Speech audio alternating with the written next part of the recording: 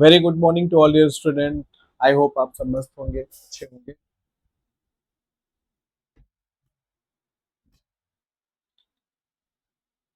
तो कल आप लोग का फर्स्ट पेपर है फार्मास्यूटिक्स का, है ना। बहुत से लोग एकदम पढ़ाई में लगे होंगे, परेशान भी होंगे कि कैसे क्या करें, कुछ याद नहीं हो रहा है, भूल जा रहे हैं, है ना। तो उसी को बहुत से बच्चों ने कॉल किया, बोले सर कि मुझे जो है कुछ इंपॉर्टेंट क्वेश्चंस आप प्रोवाइड करें। तो इम्पोर्टेंट क्वेश्चंस क्या, मैं सारा chapter wise one shot video, वो भी हिंदी में फर्स्ट टाइम मैंने कोशिश की है प्रोवाइड करने की। ठीक है। और बिल्कुल प्रेशर नहीं लेना है, घबराना नहीं है आपको, है ना, क्योंकि आप लोगों ने साल भर में पढ़ाई की है अच्छे से। ठीक है। पता ही है आपको कि 100 में से 40 मार्क्स चाहिए पास होने के लिए। इसमें से 20 नंबर का आपका सेशनल एग्जाम होता है जो कॉलेज में होता है ना। सारे बच्चों ने उसको अटेंड किया होगा अपने अपने कॉलेजेस में। ठीक है। देन और क्या चीजें हैं गाइस की 20 में से मोस्ट प्रोबेबली अगर आप लोग ने बढ़िया परफॉर्म किया हो तो 60 से 80% नंबर आपको मिला होगा इंटरव्यू में। मीन्स कि 20 में से 17-18 नंबर आपको जरूर मिला होगा। ठीक है। देन क्या है, आपको 80 नंबर का जो कल आपका पेपर है उसमें से आपको 25 से 30 नंबर गेन करने हैं। ठीक है। तो इस वीडियो में आर एक्स साइंस सक्सेस मंत्रा, ठीक है, जो मेरा चैनल है, ठीक है, इसमें मैं कोशिश करूँगा पर डे आपको वन शॉर्ट वीडियो में हिंदी में सारा डिटेल आपको questions, short questions, long questions और एमसीक्यूज भी इसी वीडियो में आपको प्रोवाइड करा दूंगा। ठीक है। तो अगर आप चाहते हैं कि ऐसे ही और अपडेट आपको मिलता है तो मेरे चैनल को भी जरूर सब्सक्राइब कर लीजिएगा। ठीक है, बेल आइकन प्रेस कर लीजिएगा ताकि नोटिफिकेशन आपको मिलता रहेगा। ठीक है, स्टार्ट करते, लेट नहीं करते हैं। तो पहला है आपका नॉवल ड्रग डिलीवरी सिस्टम, है ना। एक्चुअली मैंने सबसे लास्ट से स्टार्ट किया है, जो जो टॉपिक आपका इंपॉर्टेंट है उसके रिगार्डिंग शुरू किया। तो नॉवल ड्रग डिलीवरी, जिसको शॉर्ट फॉर्म में क्या बोलते हैं, एनडीडीएस। क्या बोलते हैं हम?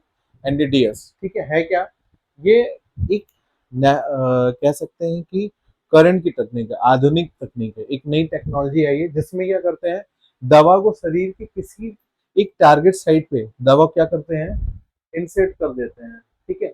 पर नियंत्रित रूप से पहुंचाया जाए ताकि प्रभाव बढ़े और दुष्प्रभाव कम हो।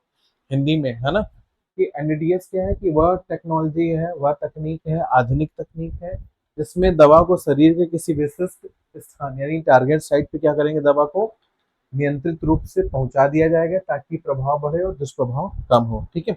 वैसे हम लोग ये नई टेक्नोलॉजी है ड्रग देने की। ठीक है। इससे पहले क्या है, हम लोग क्या करते हैं, या तो ओरल लेते हैं या तो इंजेक्टेबल लेते हैं। ठीक है। या तो स्किन में लगाते हैं दवा। ठीक है।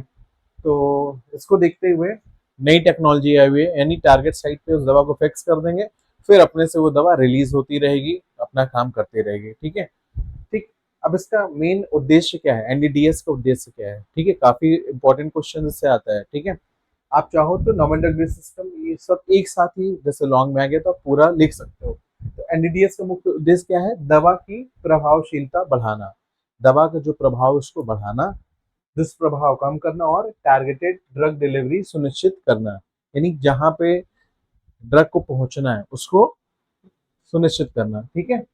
तीसरा क्या है, एनडीडीएस के उदाहरण लिखे। ठीक है। तो एनडीडीएस के उदाहरण कौन कौन से, एक आपका लिपोसोम्स और आपका नैनो पार्टिकल्स, ये है नॉवल ड्रग डिलीवरी सिस्टम के एग्जांपल्स। ठीक है। आगे बात करते हैं कंट्रोल ड्रग डिलीवरी। ये क्या है, तो जब दवा को धीरे धीरे और निश्चित दर से शरीर में छोड़ा जाता है तो इस प्रोसेस को क्या बोलते हैं, प्रक्रिया को कंट्रोल ड्रग डिलीवरी। ठीक है। नेक्स्ट है आपका targeted delivery. What is targeted delivery, तो जब दवा को सीधे रोगग्रस्त अंग या ऊतक तक पहुंचाया जाता है उसे क्या बोलते हैं हम, टारगेटेड डिलीवरी कहते हैं। ठीक है। यानी जिस बॉडी पार्ट में प्रॉब्लम है दवा को डायरेक्टली हम वहां पे अप्लाई करते हैं, ठीक है, पहुंचाते हैं। तो इस तरह के ड्रग डिलीवरी को हम बोलते हैं targeted drug delivery. I hope समझ में आ रहा होगा। ठीक है। नेक्स्ट आते हैं एनडीडीएस के प्रभाव, लाभ क्या है। ठीक है, नॉवल ड्रग डिलीवरी सिस्टम के फायदे क्या है। तो नॉवल ड्रग डिलीवरी सिस्टम फायदे क्या है? पहली चीज है इसका साइड इफेक्ट कम है, दुष्प्रभाव कम है। दूसरा, बेहतर थेरेपेटिक इफेक्ट, यानी दवाएं क्या होंगी, पूरे अमाउंट में जो दवा आप दे रहे हो पूरा पूरा पहुंचेगा तो उसका थेरेपेटिक इफेक्ट क्या होगा, बढ़िया होगा। तीसरा क्या है, कम डोजिंग फ्रिक्वेंसी, कम डोज में ही दवा दी जा सकेगी पेशेंट को, हाई पावर की दवा ज्यादा देने की जरूरत नहीं हाई डोज में। ठीक है। नैनो पार्टिकल्स का क्या यूज है इसमें, क्योंकि एनएडीएस में दवा को टारगेट साइट तक पहुंचा आसानी से पहुंचाना होता है, जिसके लिए नैनो पार्टिकल का यूज होता है। ठीक है, नैनो पार्टिकल क्या करते हैं, ड्रग को आसानी से पहुंचा देते हैं। अब एक एक प्रॉब्लम क्या आती है एनडीडीएस में, नॉवल ड्रग डिलीवरी सिस्टम में, कि इसका जो कॉस्ट है वो क्या होता है, हाई होता है ना। इस दवा को जो बनाने कॉस्ट है, ठीक है, अप्लाई करने का, वो बहुत ही महंगा पड़ता है। बस एक ये है। आते हैं लॉन्ग क्वेश्चंस में, आपके अगर पूछ लेगा कि नॉवल ड्रग डिलीवरी सिस्टम्स का परिचय दीजिए, है ना। Define about the novel drug delivery system, है क्या नॉवल ड्रग डिलीवरी सिस्टम। तो आपको ये लिखना होगा कि novel novel drug delivery system, that is NDDS, एक आधुनिक दवा वितरण तकनीक है। दवा को देने की एक नया तरीका है ना, आज के समय का, जिसमें दवा को इस प्रकार से डिजाइन किया जाता है। क्या किया जाता है, दवा को इस प्रकार डिजाइन किया जाता है कि वह शरीर में नियंत्रित, कंट्रोल और लक्षित यानी टारगेटेड तरीके से कार्य करे। ठीक है, कंट्रोल वे में और टारगेट ऑर्गन पे काम करे। यह पारंपरिक ड्रग डिलीवरी प्रणाली की कमियों को दूर करता है, जैसे बार बार दवा लेने की आवश्यकता। ठीक है, यानी आने वाले समय में क्या, एक तो लोगों के पास टाइम तो है नहीं, है ना। लोगों के पास टाइम नहीं रहेगा तो क्या होगा, जैसे अगर हाँ सुबह खाना है, दोपहर में खाना है, शाम खाना है, तो लोग क्या होते हैं, मोस्टली भूल जाते हैं। ठीक है, दवा कब खानी क्या करनी है। ठीक है, उसी को देखते हुए जिस हिसाब से हम लोग की लाइफ स्टाइल हो गया, इतना हैक्टिक शेड्यूल हो गया, टाइम ही नहीं रहता है। ठीक है, तो नॉवल ड्रग डिलीवरी सिस्टम में क्या है कि ड्रग को बॉडी किसी पार्ट्स पे इंसर्ट कर दिया जाएगा, लगा दिया जाएगा, और वो क्या होगी, अपने आप टाइम टू टाइम वो रिलीज होती रहेगी ब्लड में। ठीक है, तो अपना प्रभाव दिखाती रहेगी। ठीक है, तो बार बार दवा लेने की आवश्यकता कम हो जाएगी और इसका जो साइड इफेक्ट है वो भी कम होगा। ठीक है, फिर दवा का कम प्रभाव। ठीक है, भाई स्मॉल अमाउंट में लेंगे तो दवा क्या करेगी, उतना ही इफेक्ट शो करेगी। नॉवल ड्रग डिलीवरी सिस्टम में दवा को कैरियर सिस्टम, जैसे लाइपोसोम्स, नैनो पार्टिकल्स, इनके माध्यम से, है ना, में पैक करके शरीर के विशेष भाग तक पहुंचाया जाता है। ठीक है, समझ में आ रहा होगा। ठीक, ये लिख देंगे तो आपको पूरा मार्क्स मिलेगा। अब नॉवल ड्रग डिलीवरी सिस्टम को वर्गीकरण उदाहरण से समझाइए, यानी नॉवल ड्रग डिलीवरी सिस्टम का क्लासिफिकेशन करना है। ठीक है, तो कितने रूप में, कितने फॉर्म में इसको क्लासिफाई किया गया है नॉवल ड्रग डिलीवरी सिस्टम, तो टू पार्ट्स में इसको क्लासिफाई किया गया है। ठीक है, पहला है आपका कंट्रोल रिलीज सिस्टम। कंट्रोल में क्या होगा, दवा धीरे धीरे रिलीज होती है। ठीक है, कंट्रोल सिस्टम में क्या होगा, रिलीज सिस्टम में दवा धीरे धीरे रिलीज होगी, जैसे जिसको बोलते हैं सस्टेन रिलीज टैबलेट, एसआर बोलते हैं, है ना। कई टैबलेट आपने देखा हो उसमें लास्ट में एसआर लिखा होता है। ठीक है, जैसे पेंटॉप एसआर में आ जाता है, या डाइक्लोफेनेक एसआर में आता है, सस्टेन रिलीज में आता है, या मेटफॉर्मिन आपका सस्टेन रिलीज में आता है। ठीक है, फिर दूसरा है जो classification, target drug delivery system, यानी दवा स्पेसिफिक साइट तक पहुंचती है। एग्जाम्पल में आपका लाइपोसोम्स आ जाएगा। तीसरा आपका वेसिकुलर सिस्टम है, तीन है इसका, है ना। तीसरे में क्या है, यानी झिल्लीदार संरचना में दवा दी जाती है। ठीक है, एक नया है सिस्टम है, जब आप इसके बारे में थोड़ा सा नेट पे भी सर्च करोगे तो उसका फिगर बहुत अच्छे से आएगा। अभी तो हमें एग्जाम के पॉइंट ऑफ व्यू समझना है, तो इसमें आगे बढ़ते हैं। ठीक है, झिल्लीदार संरचना में दवाई आती है, एग्जाम्पल लेपोसोम्स हो गया और नियोसोम्स। ठीक है, और चौथा है नैनो पार्टिकल सिस्टम, है ना। नैनो पार्टिकल सिस्टम के फॉर्म में भी हम जब दवा को देते हैं, वो भी क्या है, नॉवल ड्रग डिलीवरी सिस्टम का पार्ट है। इसमें क्या होगा, बहुत छोटे छोटे कणों में दवा दी जाती है, जैसे पॉलीमेरिक नैनो पार्टिकल्स के फॉर्म में दवा को बॉडी में दिया जाता है। और पांचवा है ट्रांसडर्मल ड्रग डिलीवरी सिस्टम, त्वचा के माध्यम से स्किन में इंसर्ट करके। ठीक है, जैसे पैचेस, बहुत ढेर सारे पैचेस आ गए हैं। ठीक है, फीवर के लिए पैचेस है, स्किन के लिए पैचेस है। ठीक है, सर्दी जुकाम बुखार के लिए पैचेस बस आपको लगाना है, उसमें दवा रहती है और वो बॉडी धीरे रिलीज होती रहेगी। मीन्स आपको टेबलेट खाने की जरूरत नहीं पड़ेगी। ठीक है, ऐसा सिस्टम आ रहा है उन लोगों के लिए जिनके पास टाइम नहीं है। ठीक है, नेक्स्ट है आपका इम्प्लांटेबल सिस्टम, यानी इसको इम्प्लांट कर देना बॉडी में। ठीक है, शरीर में इम्प्लांट करके दवा देना। ठीक है, जैसे हार्मोनल इम्प्लांट, किसी की बॉडी में हार्मोनल कमी हो गई, डिफिशियंसी हो गई है, तो नॉवल ड्रग सिस्टम में क्या करेंगे, हार्मोन का पैचेस आएगा, उसको बॉडी में इम्प्लांट कर देंगे, धीरे रिलीज होता रहेगा, तो उसको बॉडी में जो भी हार्मोन की डिफिशियंसी है, जिस हार्मोन की, ठीक है, उसको वो क्या करेगा, बैलेंस कर देगा। ठीक है, ओके, तो देखा जाए तो बहुत अच्छा भी है गाइस, हमें टैबलेट खाने की जरूरत नहीं पड़ेगी, है ना, नॉवल डिलीवरी सिस्टम में। तो एनडीएस के लाभ एवं चुनौती, इसके एडवांटेज क्या है? कई एडवांटेज हैं, बट यहाँ पे है कि टारगेटेड ड्रग डिलीवरी, जहां पे दवा को काम करना है वहां पे दवा पहुंच जाएगी। दूसरा, इसके साइड इफेक्ट कम होंगे, है ना। ओरल या इंजेक्टेबल रूट से तो क्या होता है, साइड इफेक्ट होते हैं, ठीक है, बट इसमें कम होगा। बेहतर बायोबिलिटी, यानी amount of drug reach in the blood, ठीक है। तो इस तरह क्या होगा, क्योंकि डायरेक्ट आप स्किन पे कर रहे हैं, सॉफ्ट टिश्यू में कर रहे हैं, तो उससे डायरेक्ट वो कैपिलरी के थ्रू अंदर बॉडी ब्लड में एब्जॉर्ब हो जाएगी। तो इससे क्या होगा, ड्रग की बायोबिलिटी क्या होगी, अच्छी होगी, कम अमाउंट में हमें देना होगा, ठीक है। ओके, नेक्स्ट है कम डोजिंग फ्रीक्वेंसी, डोजिंग फ्रीक्वेंसी भी कम होगी, समझ में आ रहा होगा। और रोगी की जो कॉम्प्लायंस है, ठीक है, उसमें भी सुधार होगा, ठीक। अब चैलेंजेस क्या कहेंगे भाई, जब भी कोई नई चीज की जाती है तो उसमें हमेशा चैलेंज फेस करना होता है, ठीक है। तो नोवेल ड्रग क्या क्या चैलेंज है? पहला है उच्च लागत, यानी इसकी कॉस्ट क्या होगी, हाई होगी, कॉस्ट ज्यादा होगी। दूसरा है जटिल निर्माण प्रक्रिया, यानी इसको बनाने का जो प्रोसेस है, जिस प्रोसेस से इसको बनाया जाएगा या जो जो इक्विपमेंट इसमें यूज होंगे, वो बहुत ही क्या होगा, एक्सपेंसिव होगा, टफ प्रोसेस होगा, ठीक है। तीसरा, स्टेबिलिटी इशू, ठीक है, इसको स्टेबल करना भी बहुत इशू आएगा। चौथा है रेगुलेटरी अप्रूवल्स कठिन है, ठीक है, इसका अप्रूवल प्रोसेस बहुत टफ होगा, ठीक है।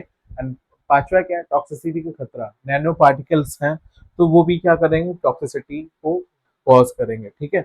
ये है।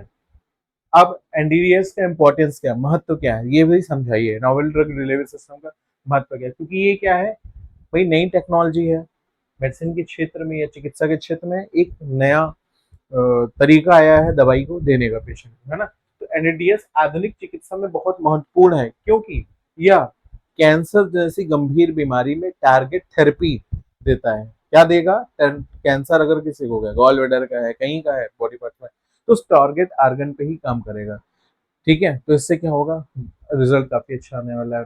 दवा की इफेक्टिवनेस बढ़ जाती है, टारगेट ऑर्गन सीधे पहुंचेगी दवा, तो क्या होगा, उसका जो प्रभाव है वो बढ़िया होगा। ऐसे माउस से ओरल से लेंगे तो फिर ओइसोफेगस से होता हुआ फिर आपका स्टमक में जाएगा, डाइजेशन होगा, फिर लीवर से, फिर ब्लड कैपिलरी से होगा, तब जाके आपका ब्लड में पहुंचता है ना। तो इफेक्टिवनेस कहीं ना कहीं कम होता है, ओरल या पेरेंटल रूट देते हैं, बस इट रूट से क्या होगा, दवा का इफेक्टिवनेस बढ़ जाएगा, कम दवा देनी होगी, ठीक है। बार बार दवा लेने का भी प्रॉब्लम खत्म रहेगा, ठीक है। मरीज की जीवन स्तर यानी क्वालिटी ऑफ लाइफ में क्या होगा, सुधार आएगा, ठीक है। समझ में आ रहा है, फायदे हैं ये हैं। अब बात करते हैं क्यूसी, जिसको बोलते हैं quality control and QA, that is quality assurance, ठीक है। जब आप इंडस्ट्री वगैरह में जाएंगे तो दो डिपार्टमेंट आपको दिखेगा, क्यूसी एंड क्यू, ठीक है। अब क्यूसी क्या है, वह प्रक्रिया, जैसे नाम से ही पता है कि क्वालिटी कंट्रोल, तो वह प्रक्रिया जिसमें उत्पाद की गुणवत्ता की जांच के, उत्पाद क्या, यानी मेडिसिन जो बनाई जाती है, ठीक है, प्रोड्यूस की गई, जैसे पैरासीटामोल बनाना है, एसीलॉग बनाना है, रेंट, ठीक है, मल्टीविटामिन बनाना है, ठीक। तो बल्क में बन रही है इंडस्ट्री में, तो वहां पे क्यूसी डिपार्टमेंट क्या करेगा, उसकी गुणवत्ता की जांच करेगा, टेस्ट करेगा, ताकि यह सुनिश्चित कर सके कि वह निर्धारित मानकों के अनुरूप है कि नहीं है। जो हमने स्टैंडर्ड सेट किया था कि 500 मिलीग्राम पैरासीटामोल बन रही है कि नहीं बन रही है, वो क्या होगा, कैसे चेक करेंगे, वो क्वालिटी कंट्रोल डिपार्टमेंट चेक करेगा, ठीक है। समझ में आ रहा होगा। फिर quality and assurance that is QA, ये क्या करेगा, यह वह प्रणाली है, ठीक है, जो यह सुनिश्चित करती है कि उत्पाद की गुणवत्ता निर्माण के हर चरण में बनी रहे, ठीक है। यानी जो मल्टीपल स्लॉट निकल रहे हैं दवाई के, प्रोड्यूस हो रहे हैं, तो हर स्लॉट में दवा की जो क्वालिटी है वो मेंटेन रहे, उसके लिए कौन रिस्पॉन्सिबल है, क्वालिटी एश्योरेंस डिपार्टमेंट, ठीक है। क्यू और क्यूसी में अंतर क्या है भाई, क्यूए क्या है, क्वालिटी एश्योरेंस एक प्रोसेस ओरिएंटेड प्रोग्राम है ना, एक प्रक्रिया के आधारित है, ठीक। और क्यूसी क्या है, ये प्रोडक्ट ओरिएंटेड है, यानी क्वालिटी कंट्रोल किसका करेंगे, प्रोडक्ट का करेंगे, ठीक है। अब क्यूसी का मुख्य कार्य क्या है, उत्पाद का परीक्षण करना है, जैसे क्वालिटी कंट्रोल यानी उत्पाद का, यानी जो भी दवाइयां बन रही हैं उसका परीक्षण करना, ठीक है, एग्जामिन करना, और उसकी क्वालिटी गुणवत्ता मानकों की पुष्टि करना, कि जो क्वालिटी ऑफ मेडिसिन हमें चाहिए थी, जो हमने इंस्ट्रक्शन दिया था वही बन रहा है कि नहीं बन रहा है, ठीक है। कौन करेगा ये, क्यूसी डिपार्टमेंट करेगा। क्यूए क्या करेगा, ये क्वालिटी एश्योरेंस करेगा, यानी क्या, कि जिस क्वालिटी का हमें चाहिए वो है कि नहीं है, ये कौन डिपार्टमेंट फिक्स करेगा, क्यूए डिपार्टमेंट करेगा। अगर नहीं है तो क्या करेगा वो, त्रुटियों को रोकना, है ना, यानी अगर बनाने में कोई प्रोसेस, मेडिसिन को बनाने में कोई जो प्रक्रिया यूज की गई उसमें जिस अमाउंट में, जिस रेशियो में पाउडर लेना चाहिए था, जो डिफरेंट ड्रग लेनी चाहिए, जैसे एमोक्सिसिलिन कैल्विनिक एसिड की बात कर रहे हैं ना, तो एमोक्सिक्लेव 300, जैसे 625 मेडिसिन आती, 625 मिलीग्राम की आती है और 375, तो 625 वाले में कितना एमोक्सिक्लेव लेना है, कितना कैल्विनिक एसिड लेना है ना, इन दोनों के अमाउंट में कोई डिफरेंस तो नहीं हो गया, ज्यादा कम तो नहीं हो गया, ठीक है। तो ये सारा कुछ कौन आइडेंटिफाई करा है? क्वालिटी एश्योरेंस डिपार्टमेंट, यानी त्रुटियों को रोकना, कोई मिस्टेक नहीं होने पाया दवा बनाने में, और उसकी जो क्वालिटी वो भी अच्छी रहे, बेस्ट क्वालिटी की रहे, ठीक है। सीजीएमपी कई बार आ चुका है, जिसको बोलते हैं C for current, GMP for good manufacturing practice, है ना। सीजीएमपी ये क्या है? एक नियमावली है ना, एक प्रोसेस है जो यह सुनिश्चित करता है, कंफर्म करता है कि दवाइयाँ सेफ है, इफेक्टिव है, सुरक्षित है, प्रभावी, और उसकी क्वालिटी क्या है, क्वालिटी मतलब इसको मेंटेन करके बनाया गया है, ठीक है। तो क्यूसी क्या है, सीजीएमपी क्या है? सीजीएमपी क्या है? एक ऐसी नियमावली जो ये सुनिश्चित करती है कि दवाइयाँ सुरक्षित, प्रभावी और गुणवत्ता युक्त तरीके से बनाई गई हैं, ठीक है। आई होप समझ में आ रहा होगा आप लोग को, ठीक है। नेक्स्ट हम बात करते हैं सीजीएमपी में करंट शब्द का क्या मतलब है, ठीक है। करंट का यह दर्शाता है कि नवीनतम तकनीकी और मानकों को पालन किया जाना चाहिए, ठीक है।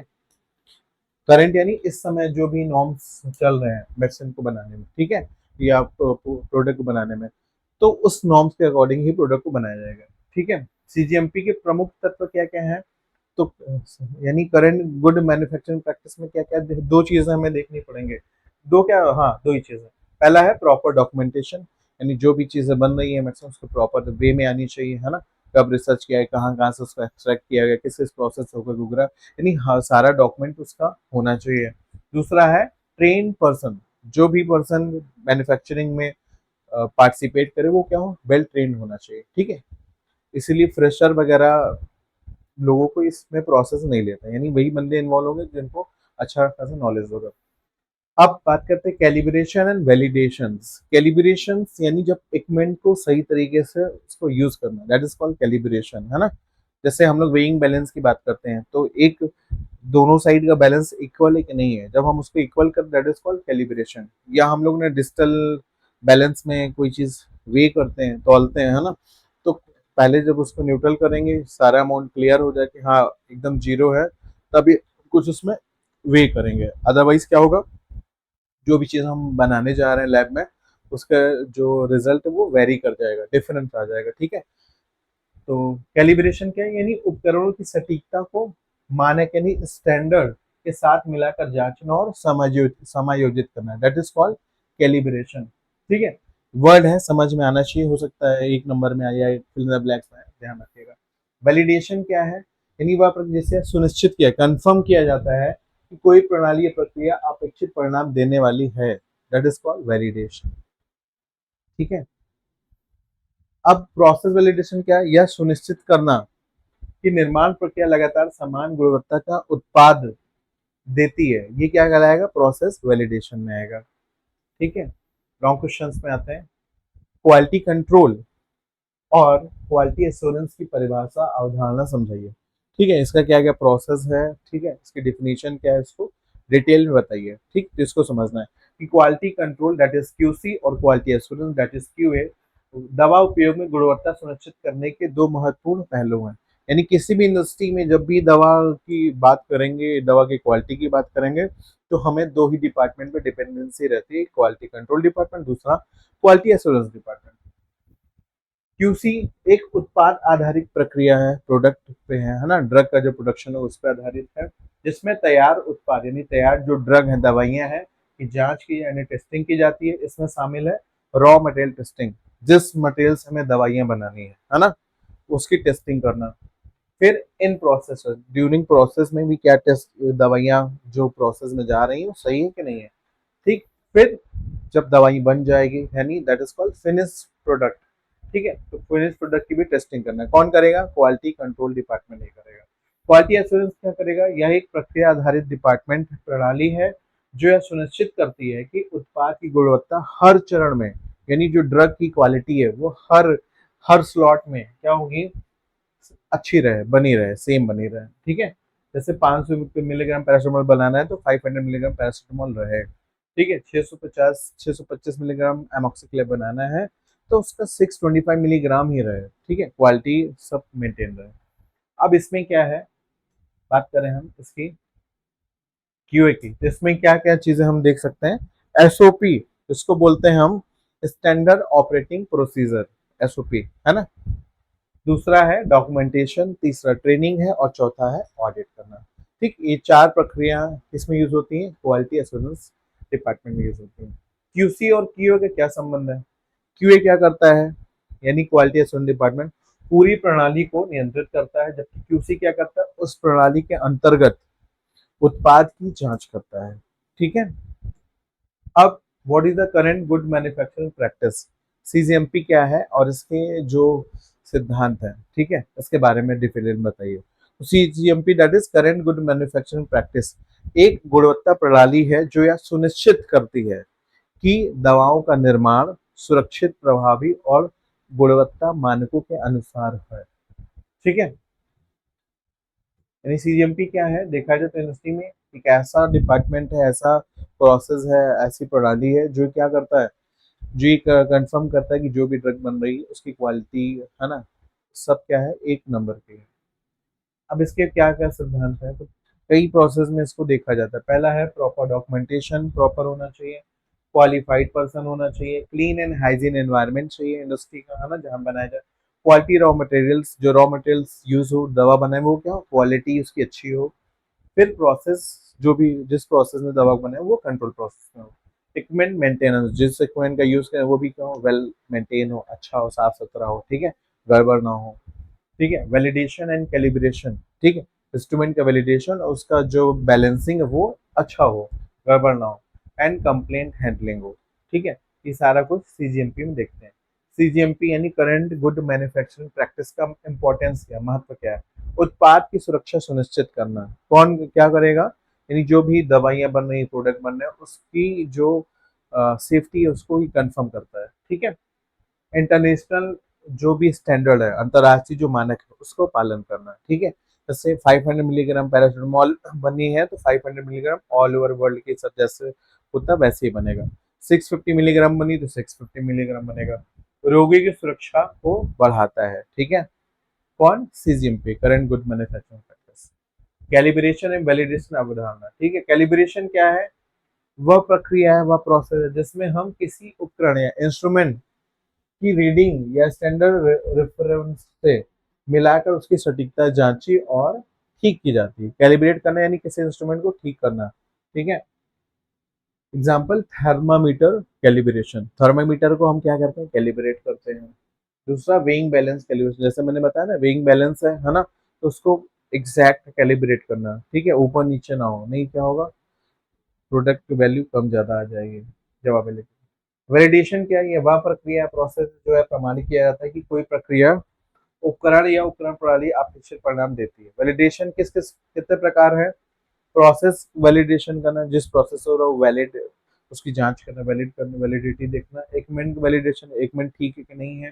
क्लीनिंग वैलिडेशन, हाइजीन मेंटेन है कि नहीं है। एनालिटिकल मेथड वैलिडेशन, जिस मेथड से दवाइयाँ या प्रोडक्ट को बनाया जा रहा है वो क्या है, सही वे में है कि नहीं है। ठीक है, इंपॉर्टेंट क्या है वैलिडेशन का, इंपॉर्टेंट क्या है, इसको क्यों किया जाएगा, वैलिडेशन करने से क्या होगा, जो भी दवाइयां बन रही, प्रोडक्ट बन रहे हैं, यदि उत्पाद बन रहे हैं उसकी गुणवत्ता क्या हो रही है, वो सुनिश्चित हो रही है, कंफर्म हो रही है कि हाँ सही तरीके से हो रहा है तो सही चीजें ही बन रही है। ठीक है, त्रुटियों को कम करना, मिस्टेक होने के चांसेस बहुत कम हो जाएंगे। जब वैलिडेशन अच्छे से होगा तो क्या होगा, मिस्टेक होने के चांसेस बहुत कम होंगे। ठीक है, फिर नियामक आवश्यकताओं को पूरा करना है, जिस अमाउंट में जो चाहिए वो आसानी से मिलेगा। ठीक है, अब ये क्वेश्चन आ सकता है कि QA, QC, cGMP, calibration, validation आपस में क्या रिलेशन है ना।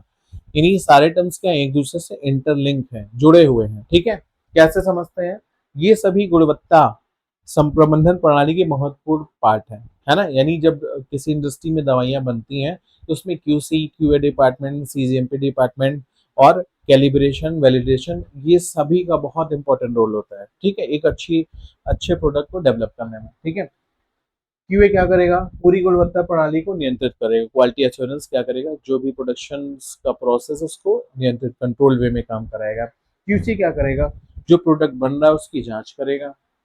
सीजीएमपी क्या करेगा, निर्माण के नियम निर्धारित करता है ना। यानी कोई ड्रग बननी है, आई ऑइंटमेंट बनना है, ठीक है, इंजेक्शन बनना है, कुछ भी बनना है, तो किस किस प्रोसेस से, उसके क्या क्या रूल रेगुलेशन है, वो कौन निर्धारित करेगा, आपका cGMP, that is control good manufacturing process. Calibration में हम क्या करेंगे, उपकरणों की सटीकता सुनिश्चित करना, है ना। यानी जिस इंस्ट्रूमेंट का हम यूज कर रहे हैं वो सही है कि नहीं है, ठीक है, वो किस में होगा, कैलिब्रेशन में आ जाएगा। एंड वैलिडेशन में हम किसकी बात करेंगे गाइस, वैलिडेशन में प्रक्रियाओं की विश्वसनीयता सुनिश्चित करना, कि हाँ वैलिडिटी कंफर्म थी कि नहीं, सही है कि नहीं। इन सभी का एक उद्देश्य क्या है, देखा जाए तो क्यूसी, क्यूए, सीजीएमपी, कैलिब्रेशन, सबका मेन मोटिव क्या है, इन सभी का एक उद्देश्य है, एक मोटिव है, क्या, सुरक्षित और प्रभावी दवा का प्रोडक्शन करना, ठीक है, सुरक्षित और प्रभावी दवा का उत्पादन करना। समझ में आ रहा होगा।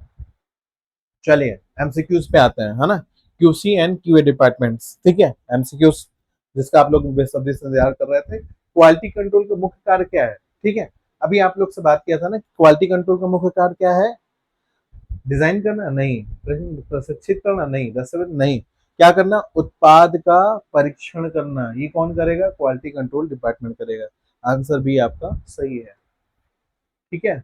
अब क्वालिटी एश्योरेंस डिपार्टमेंट क्या करता है, क्या करेगा, उत्पाद की जांच करेगा, प्रक्रिया की जांच करेगा, मशीन की जांच करेगा, कि मार्केटिंग, तो क्या होगा आपका, जिस प्रक्रिया की बात हो रही है ना, क्वालिटी एश्योरेंस क्या करेगा, जो प्रोसेस है उसके बारे में काम करेगा, तो इसका सही आंसर हो जाएगा आपका प्रक्रिया, ठीक है। क्यूए और क्यूसी में क्या अंतर है, ठीक है, दोनों में अंतर क्या है, तो क्यूए क्या है, प्रक्रिया आधारित है, ठीक है, बाकी सब क्या है, अलग अलग है ना, ठीक है, समझ में आ गया। और क्यूसी क्या है, प्रोडक्ट पे आधारित है, समझ में आ रहा है। निम्न में से कौन क्यूसी का हिस्सा है, एसओपी, ऑडिट करना, फिनिश प्रोडक्ट टेस्टिंग या ट्रेनिंग करना। तो फिनिश प्रोडक्ट जहां आएगा, है ना, यानी गुड जो प्रोडक्ट बन जाएगा, तो उसकी जो फाइनल टेस्टिंग कौन करेगा, क्यूसी ही तो करेगा गाइस। तो क्यूसी का कौन सा हिस्सा आएगा आपका, आपका सी वाला आंसर है, फिनिश प्रोडक्ट टेस्टिंग सही आंसर होगा। क्यूए का उद्देश्य क्या है, क्वालिटी एश्योरेंस का उद्देश्य क्या है, तो त्रुटियों को रोकना, बी आंसर का सही है। टाइम कम है तो सीधे आप क्वेश्चन पे और आंसर पे जाइए, ठीक है, सबको अगर कोरिलेट करेंगे तो टाइम कम है, कंफ्यूजन पैदा होने के चांसेस ज्यादा होंगे। तो ऑब्जेक्टिव मेरे अकॉर्डिंग जो मैंने अब तक किया है या सीखा है लाइफ में, कि ऑब्जेक्टिव अगर आपको लर्न करना समझना है, क्वेश्चन पढ़िए और एग्जैक्ट आंसर लर्न करिए, दैट इज, क्योंकि टाइम कम है आप लोग के पास।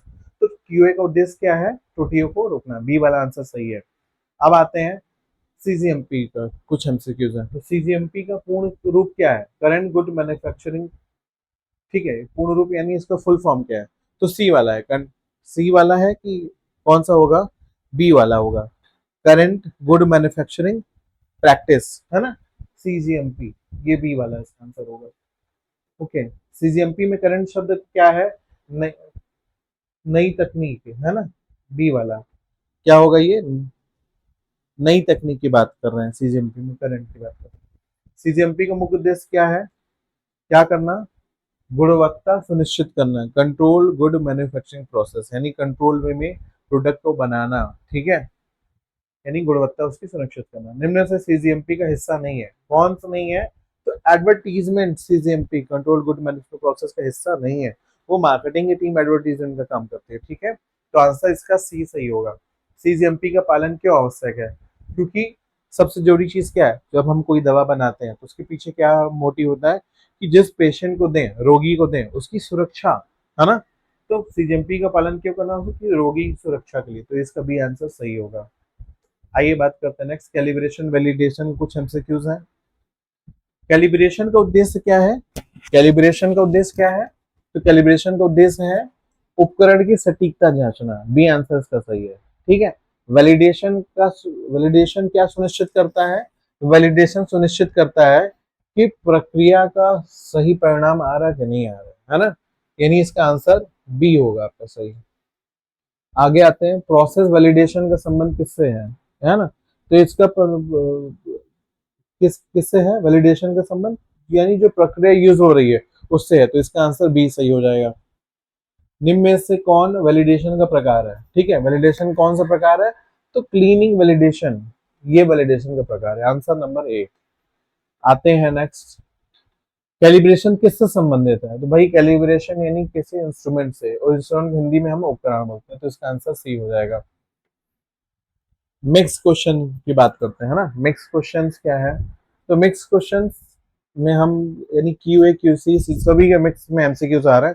तो क्यूए का मुख्य फोकस क्या है? तो क्यूए का मुख्य फोकस है जो प्रक्रिया है, क्वालिटी एश्योरेंस में हम प्रक्रिया की बात करेंगे, ठीक है, तो उसको सही करना है, ठीक है। क्यूसी किस चरण में कार्य करता है?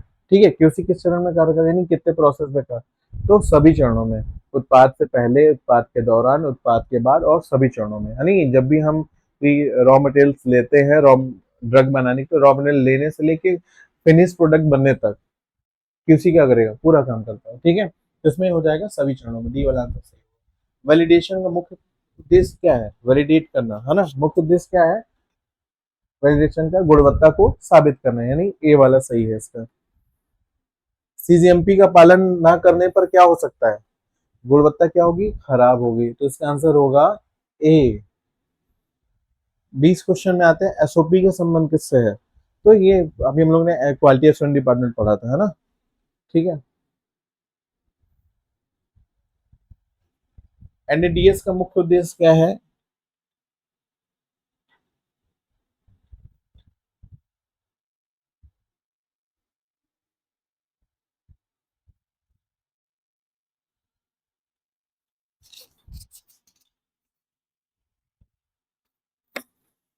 One minute guys.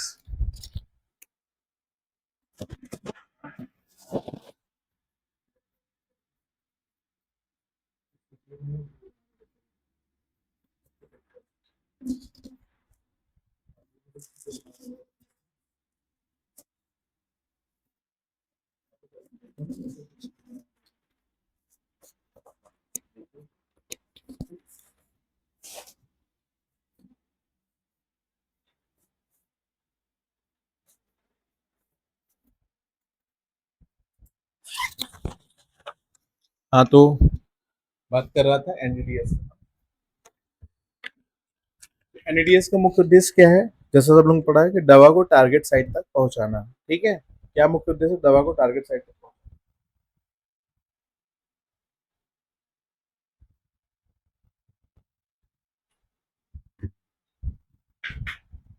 एनडीएस को सबसे बड़ा लाभ, लाभ क्या है? टारगेट ड्रग डिलीवरी, यानी जहां पे दवा को काम करना है अपना काम करेगी, ठीक है। ये एनडीडीएस का मुख्य उद्देश्य है। क्लियर है सबको? चलिए ठीक है, नेक्स्ट हम बात करते हैं नेक्स्ट एमसीक्यूज के। एनडीडीएस के दवा के दुष्प्रभाव पर क्या असर पड़ जाता है? ये क्या करता है? दवा का जो साइड इफेक्ट है, अगर नॉवल ड्रग डिलीवरी सिस्टम के थ्रू देते हैं तो क्या होता है? वो कम हो जाता है। तो इसका आंसर बी होगा गाइस, ठीक है। क्या होगा? कम हो जाएगा। एनडीएस का उपयोग किसमें अधिक महत्वपूर्ण है? किसमें अधिक सबसे ज्यादा महत्वपूर्ण है? तो कैंसर जैसी गंभीर बीमारियों में। आंसर बी इसका सही हो जाएगा। सॉरी।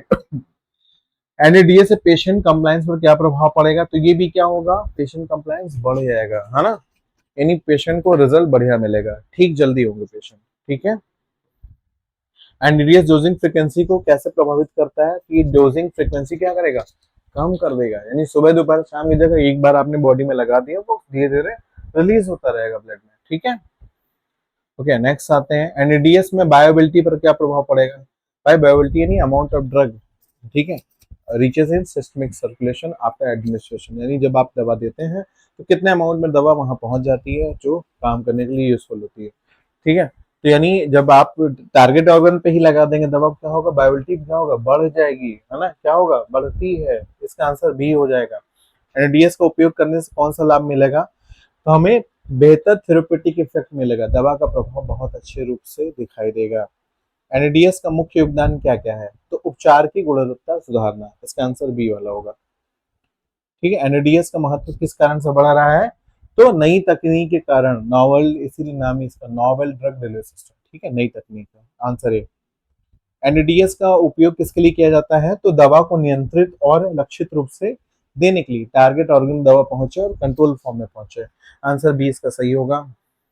एनएडीएस से कौन फायदा, क्या फायदा नहीं होता? तो ये अधिक डोजिंग फ्रीक्वेंसी, यानी बार बार दवा देना, ऐसा नहीं है, ठीक है। तो आंसर बी इसका सही होगा, नहीं होता है ना, ध्यान रखना है। एनएडीएस के कारण मरीज की जीवन यानी क्वालिटी ऑफ लाइफ पर क्या प्रभाव पड़ता है? तो भाई जाहिर सी बात है, क्वालिटी क्या होगी, बेहतर हो जाएगी। आंसर बी होगा इसका। ठीक है। एनएडीएस का उपयोग किस प्रकार की थेरेपी में अधिक किया जाए, अधिक उपयोगी है? तो इसका टारगेट थेरेपी में इसका यूज अच्छा है, यानी आंसर आपका ए होगा। फिर एनएडीएस का मुख्य लक्ष्य क्या है? तो सही स्थान पर सही मात्रा में दवा पहुंचाना, आंसर बी इसका है। फिर शॉर्ट क्वेश्चन टैबलेट में आते हैं, है ना। टैबलेट क्या है? ठोस यानी सॉलिड डोजेस फॉर्म में, जिसमें क्या होगा, दवा और एक्सपिएंट को कंप्रेस करके बनाया जाता है। ठीक है। यानी टैबलेट आप सभी ने खाई होगी, है ना, तो किस फॉर्म में होती है? सॉलिड डोजेस फॉर्म, ठोस अवस्था में होती है। ठीक है। अनकोटेड टैबलेट क्या होती है? ऐसे जिसमें कोई क्या होता है, बाहरी कोटिंग नहीं होती, उसे क्या बोलता है? अनकोटेड टैबलेट बोलते हैं। Sorry for this. Okay. Coated tablet बात करें, एसिड वाले जिसके ऊपर एक प्रोटेक्टिव लेयर या फंक्शनल कोटिंग की जाती है, उसको हम क्या बोलते हैं? कोटेड टैबलेट बोलते हैं। कोटिंग का उद्देश्य क्या है? क्या क्या उद्देश्य है? स्वाद को छिपाना, दवा की सुरक्षा करना, उसके अपीयरेंस देखने में अच्छे लगे, टेस्ट अच्छा हो उसका, है ना, और नियंत्रित रिलीज होना। इसलिए क्या करते हैं, ऊपर से ड्रग में कोटिंग मिलती है। कई रेड कलर की टेबलेट मिलेंगी आपको, है ना, बट अंदर क्या होगा, व्हाइट कलर का पाउडर होगा, बट जो कोटिंग क्या होगी, रेड कलर की। ठीक है। तो उससे क्या होगा, टेस्ट थोड़ा सा छुप जाएगा उसका, नहीं कड़वी आएगी खाने में, है ना। ठीक है। तो स्वाद को छुपाना, दवा की सुरक्षा करना, अपीयरेंस को सुधारना, दवा देखने में अच्छी लगे, है ना, और नियंत्रित रिलीज करना, कंट्रोल फॉर्म में रिलीज होना। और बात करते हैं हम मॉडिफाइड टैबलेट। ठीक है। टैबलेट किस किस फॉर्म में? सस्टेन रिलीज, जिसको बोलते हैं एसआर, है ना। इससे पहले मैंने बात किया था कि सस्टेन रिलीज टैबलेट क्या है, यानी ऐसे टैबलेट जो दवा को लंबे समय तक धीरे धीरे रिलीज करती रहे, उसको हम क्या बोलते हैं? सस्टेन रिलीज टैबलेट बोलते हैं। ठीक है। धीरे धीरे रिलीज करता है। क्लियर है? एसआर का मतलब extended release tablet, that is ER जिसको बोलते हैं, है ना। यानी ऐसी टैबलेट जो दवा के प्रभाव को लंबे समय तक बनाए रखती है, उसे हम क्या बोलते हैं? ईआर। ठीक है। शॉर्ट फॉर्म में एब्रिविएशन में आपको मिलेगा दवा में। Fast dissolving tablet, that is FDT. Fast dissolving यानी ऐसी टैबलेट जो मुंह में जल्दी घुल जाए। ठीक है। पानी की आवश्यकता ही नहीं है। ठीक है। जैसे वोमिटिंग की बहुत से मेडिसिन होती हैं जो सीधे क्या होती है, माउथ डिजोल्व, मुंह में डाला और वो डिजोल्व हो गई। ठीक है। क्लियर। डबल लेयर टैबलेट, ऐसी टैबलेट जिसमें दो अलग अलग परतें होती हैं, जिसमें अलग अलग दवाएं रिलीज पैटर्न होता है, उसे हम क्या बोलते हैं? हम डबल लेयर। जैसे मेटफॉर्मिन और ग्लिविप्राइड की जो टैबलेट आती है मोस्टली, है ना, येलो कलर का हल्का पार्ट होता है, नीचे व्हाइट पार्ट ज्यादा होता है। ठीक है। दो पार्ट्स में होती है। ठीक है। और भी ऐसे बहुत से मल्टीविटामिन ऐसे हैं मार्केट में। ठीक है। इसमें आपको डबल लेयर दिखाई देगा। ठीक है। तो डबल लेयर जिसमें दो लेयर, यानी ऐसे जिसमें दो अलग अलग परतें होती हैं। ठीक है। जिसमें अलग अलग दवाएं रिलीज पैटर्न होता है। फिर मॉडिफाइड रिलीज टैबलेट क्या होती है? दवा के रिलीज को नियंत्रित करना और थेरेपेटिक इफेक्ट को बढ़ाना। ठीक है। ऐसी टैबलेट किस लिए यूज होती है? मॉडिफाइड रिलीज टैबलेट की दवा को रिलीज करना, रिलीज को नियंत्रित करना और थेरेपेटिक इफेक्ट को बढ़ाना, इसमें यूज। बस नॉलेज के लिए है आपका कि पता होना चाहिए, मान लो अगर क्वेश्चन आ गया तो आना चाहिए, क्योंकि वन शॉट वीडियो है, पूरा सिलेबस से क्वेश्चन मैंने आपको प्रोवाइड किया। ठीक है। प्लीज पढ़िएगा जरूर, है ना। एफडीटी का उपयोग क्या कहा जाए? बच्चों और बुजुर्ग मरीजों में किया जाता है। फास्ट डिसॉल्विंग टैबलेट, एफडीटी, किसमें भाई? बच्चों में प्रॉब्लम होती है ना, जल्दी ये मेडिसिन नहीं खाते हैं, और ओल्ड एज में भी ये इशू आता है। ठीक है। निगलने में इशू आ रहा है, तो फास्ट जब डिजोल्व होगी तो इसमें इफेक्ट जल्दी शो करेगा। लॉन्ग क्वेश्चन की बात करते हैं, कोटेड और अनकोटेड टैबलेट में क्या डिफरेंस है? What is the difference between coated tablet और अनकोटेड टैबलेट में? दोनों में क्या अंतर है ना, कोटेड में और अनकोटेड में? तो कोटेड, अनकोटेड टैबलेट क्या है? जिसमें नाम ही लग रहा है, जिसमें कोई कोटिंग ना हो, यानी बिना कोटिंग के टैबलेट हो, और क्या हो, कोई कवरिंग ना हो जिसमें, है ना, जो और क्या हो, जल्दी घुल जाती है। फिर स्वाद कड़वा हो सकता है, भाई कोई लेयर कवरिंग नहीं तो क्या होगा, टेस्ट हो सकता है इसका कड़वा है। ठीक है। समझ में आ रहा है? कोटेड टैबलेट क्या है? यानी बाहरी कोटिंग हो जिसमें, जैसे किस किस टाइप की कोटिंग होती है? एक शुगर कोटिंग होती है, फिल्म कोटिंग होती है, और इंटरिंग कोटिंग होती है। ठीक है। कोटेड टैबलेट के फायदे क्या हैं? दवा एक तो सेफ रहेगी, जब उसमें एक ऊपर से कोटिंग होगी तो दवा क्या होगा, सेफ रहेगा। फिर स्वाद उसका छुप जाएगा, अंदर कैसा स्वाद है छुपा रहेगा। गैस्ट्रिक इरिटेशन कम होगा, और कंट्रोल रिलीज में दवा रिलीज होगी। डिफरेंस की बात कर देखें, कोटिंग क्या, अनकोटेड में कोटिंग होगी नहीं होगी, कोटेड में होगी। स्वाद कैसा हो सकता है? अनकोटेड में कड़वा हो सकता है, कोटिंग नहीं होगी तो कड़वा होगा, इसमें कोटिंग होगी तो स्वाद छिप जाएगा। ठीक है। रिलीज जल्दी होगी, ये नियंत्रित वे में होगी। ठीक है, इसमें सेफ्टी कम है, इसमें अधिक सेफ्टी है। अपने से बना सकते हो आप लोग।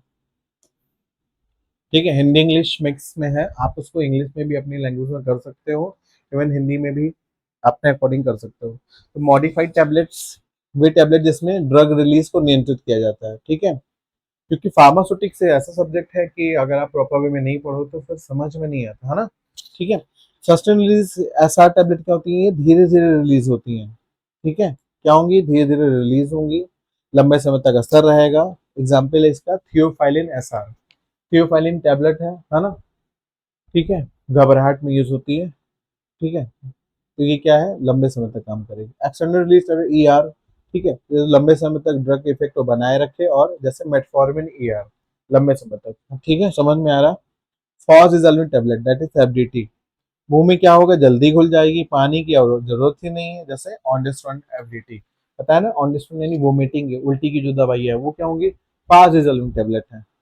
डबल लेयर टैबलेट क्या है, जिसमें 2 लेयर होती है, अलग अलग ड्रग या रिलीज पैटर्न बना होता है, जैसे इमीडिएट और सस्टेन रिलीज कॉम्बिनेशन, यानी दो उसमें कॉम्बिनेशन होते हैं, एक तुरंत रिलीज होगा, डिजोल्व होगा, ब्लड में पहुंचेगा, दूसरा वाला थोड़ी देर में पहुंचेगा। ठीक है, मॉडिफाइड टैबलेट रिलीज टैबलेट के लाभ और उपयोग लिखिए। ठीक है, तो एडवांटेज क्या है भाई, मॉडिफाइड कम डोजिंग फ्रीक्वेंसी, सिर्फ एक ही बार देना होगा या तो 2 बार देना होगा। फिर पेशेंट बेहतर पेशेंट कंप्लायंस, पेशेंट का जो कंप्लायंस वो बेहतर हो जाएगा। फिर कंट्रोल ड्रग रिलीज होगा। दूसरा क्या होगा, साइड इफेक्ट भी बहुत कम होगा। ठीक है, अब इसके उपयोग की बात करते हैं, यूजर्स की बात करते हैं। तो क्रॉनिक डिजीज जैसे डायबिटीज, हाइपरटेंशन, शुगर हो गया या किसी का ब्लड प्रेशर होगा, तो उसमें हम इस प्रोसेस का यूज करते हैं। लॉन्ग टर्म थेरेपी देने के लिए इसका यूज करते हैं, और टारगेट ड्रग डिलीवरी में भी हम इसका यूज करते हैं। किसका यूज करते हैं हम, मॉडिफाइड रिलीज टैबलेट का यूज करते हैं। फास्ट डिजोल्विंग टैबलेट, ठीक है, इसका इंपॉर्टेंस बताइए। ये क्या इसका महत्व है फास्ट डिजोल्विंग टैबलेट का, ये ऐसी टैबलेट जो मुंह में तेजी से घुल जाती है। ठीक है,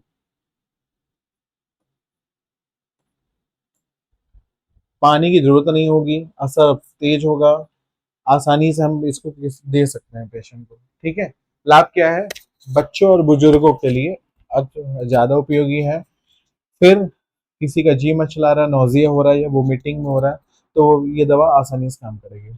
सॉलोइंग डिफिकल्टी वाले मरीजों, जो दवा निगल नहीं पाता है ना, मोस्टली यही प्रॉब्लम आती है ना कि दवा को निगल ही नहीं पाता है। ठीक है, तो उसके लिए ये दवा बहुत बढ़िया, फाजिल बढ़िया काम करेगी।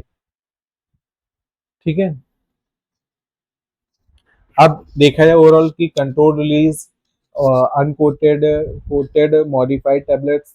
ठीक है, इसका यूज क्या है, तो कोटेड अनकोटेड मॉडिफाइड टैबलेट्स आधुनिक फार्मास्यूटिक्स में महत्वपूर्ण भूमिका निभाते हैं, क्योंकि ये दवा के प्रभाव, सुरक्षा और पेशेंट कंप्लेंस को बेहतर बनाते हैं। चलिए एमसीक्यूज पे आते हैं, जिसका आप लोगों को बेसब्री से इंतजार था, है ना। टैबलेट क्या है, तो टैबलेट आपका सॉलिड डोजेस फॉर्म है, सी आंसर सही है। फिर आते हैं टैबलेट बनाने की मुख्य विधि क्या है, तो कंप्रेशन, इसका बी आंसर सही होगा। ठीक है, फिर आते हैं टैबलेट में एक्सिपिएंट्स का उपयोग क्यों किया जाता है, तो एक्सिपिएंट के फॉर्मुलेशन को स्थिर और प्रभावी बनाने के लिए, आंसर सी रहेगा, इसलिए हम क्या करते हैं, एक्सिपिएंट का यूज करते हैं। कोटेड और अनकोटेड टैबलेट क्या है, तो कोटिंग, सॉरी अनकोटेड टैबलेट क्या है, यानी जिसमें कोटिंग नहीं हो, बी आंसर इसका सही होगा, सिंपल है। कोटेड टैबलेट का मुख्य उद्देश्य क्या है, दवा की सुरक्षा और स्वाद को छुपाना, बी आंसर सही होगा। एंट्री कोटेड का मुख्य उद्देश्य क्या है, आंत में घुलना, आंसर सी, क्या होगा, इंटेस्टाइन में डिजोल्व हो जाएगी। जिनमें से कौन कोटेड टैबलेट का प्रकार है, तो सभी हैं आपका, sugar coated, film coated, all of the, answer D सही होगा। मॉडिफाइड टैबलेट, ठीक है, इसमें क्वेश्चन, सस्टेन रिलीज टैबलेट का उद्देश्य क्या है, सस्टेन रिलीज क्या करती है, लंबे समय तक और धीरे धीरे रिलीज करती है। ठीक है, आंसर बी इसका हो जाएगा।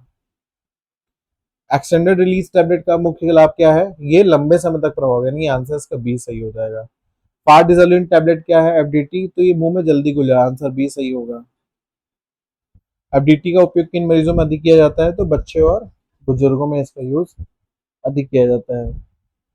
डबल लेयर टैबलेट्स की क्या बेनिफिट है, तो 2 अलग अलग लेयर होती है डबल लेयर में। ठीक है, डबल ए टैबलेट का उपयोग क्यों किया जाता है? 2 अलग दवाओं को रिलीज पैटर्न के लिए। आंसर बी वाला सही है। Next questions, modified release tablet का मुख्य उद्देश्य क्या है? तो ये होगा आपका ड्रग रिलीज को नियंत्रित करना। आंसर बी इसका सही है। एसआर या टैबलेट का मुख्य लाभ क्या है? तो कम डोजिंग फ्रीक्वेंसी। आंसर बी होगा। एफडीटी में पानी की आवश्यकता क्यों नहीं होती? क्योंकि दवा क्या होती है, मुंह में ही घुल जाती है। तो बी आंसर इसका सही हो जाएगा। फॉर रिजल्ट टैबलेट है ना एफडीटी। कोटिंग से क्या लाभ है? दवा की सुरक्षा बढ़ जाती है। बी आंसर सही होगा। एंट्री कोटेड टैबलेट कहाँ डिजोल्व होती है? तो ये आपका आंतों में डिजोल्व होती है एंट्री कोटेड टैबलेट। ठीक है।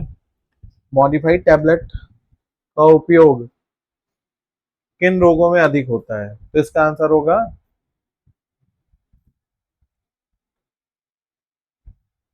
बी वाला, क्रॉनिक में अधिक होता है, क्रॉनिक डिजीज में। टैबलेट का मुख्य लाभ क्या है? स्थिरता और आसान उपयोग टैबलेट का मुख्य लाभ है। तो इसका आंसर होगा बी। टैबलेट क्या है? डोजेस सॉलिड डोजेस में, ठीक है, पढ़ा ही दिया था। Coated unquoted. कोटेड क्यों करते हैं? क्योंकि स्वाद छिपाना, सुरक्षा अपीयरेंस के लिए होता है। जो पेट में नहीं बल्कि आंत में बोलते हैं उसको एंट्री कोटेड बोलते हैं, है ना। ये सारा कुछ आपको पढ़ा दिया है। ठीक है, ये सारा कुछ आपको बता दिया है।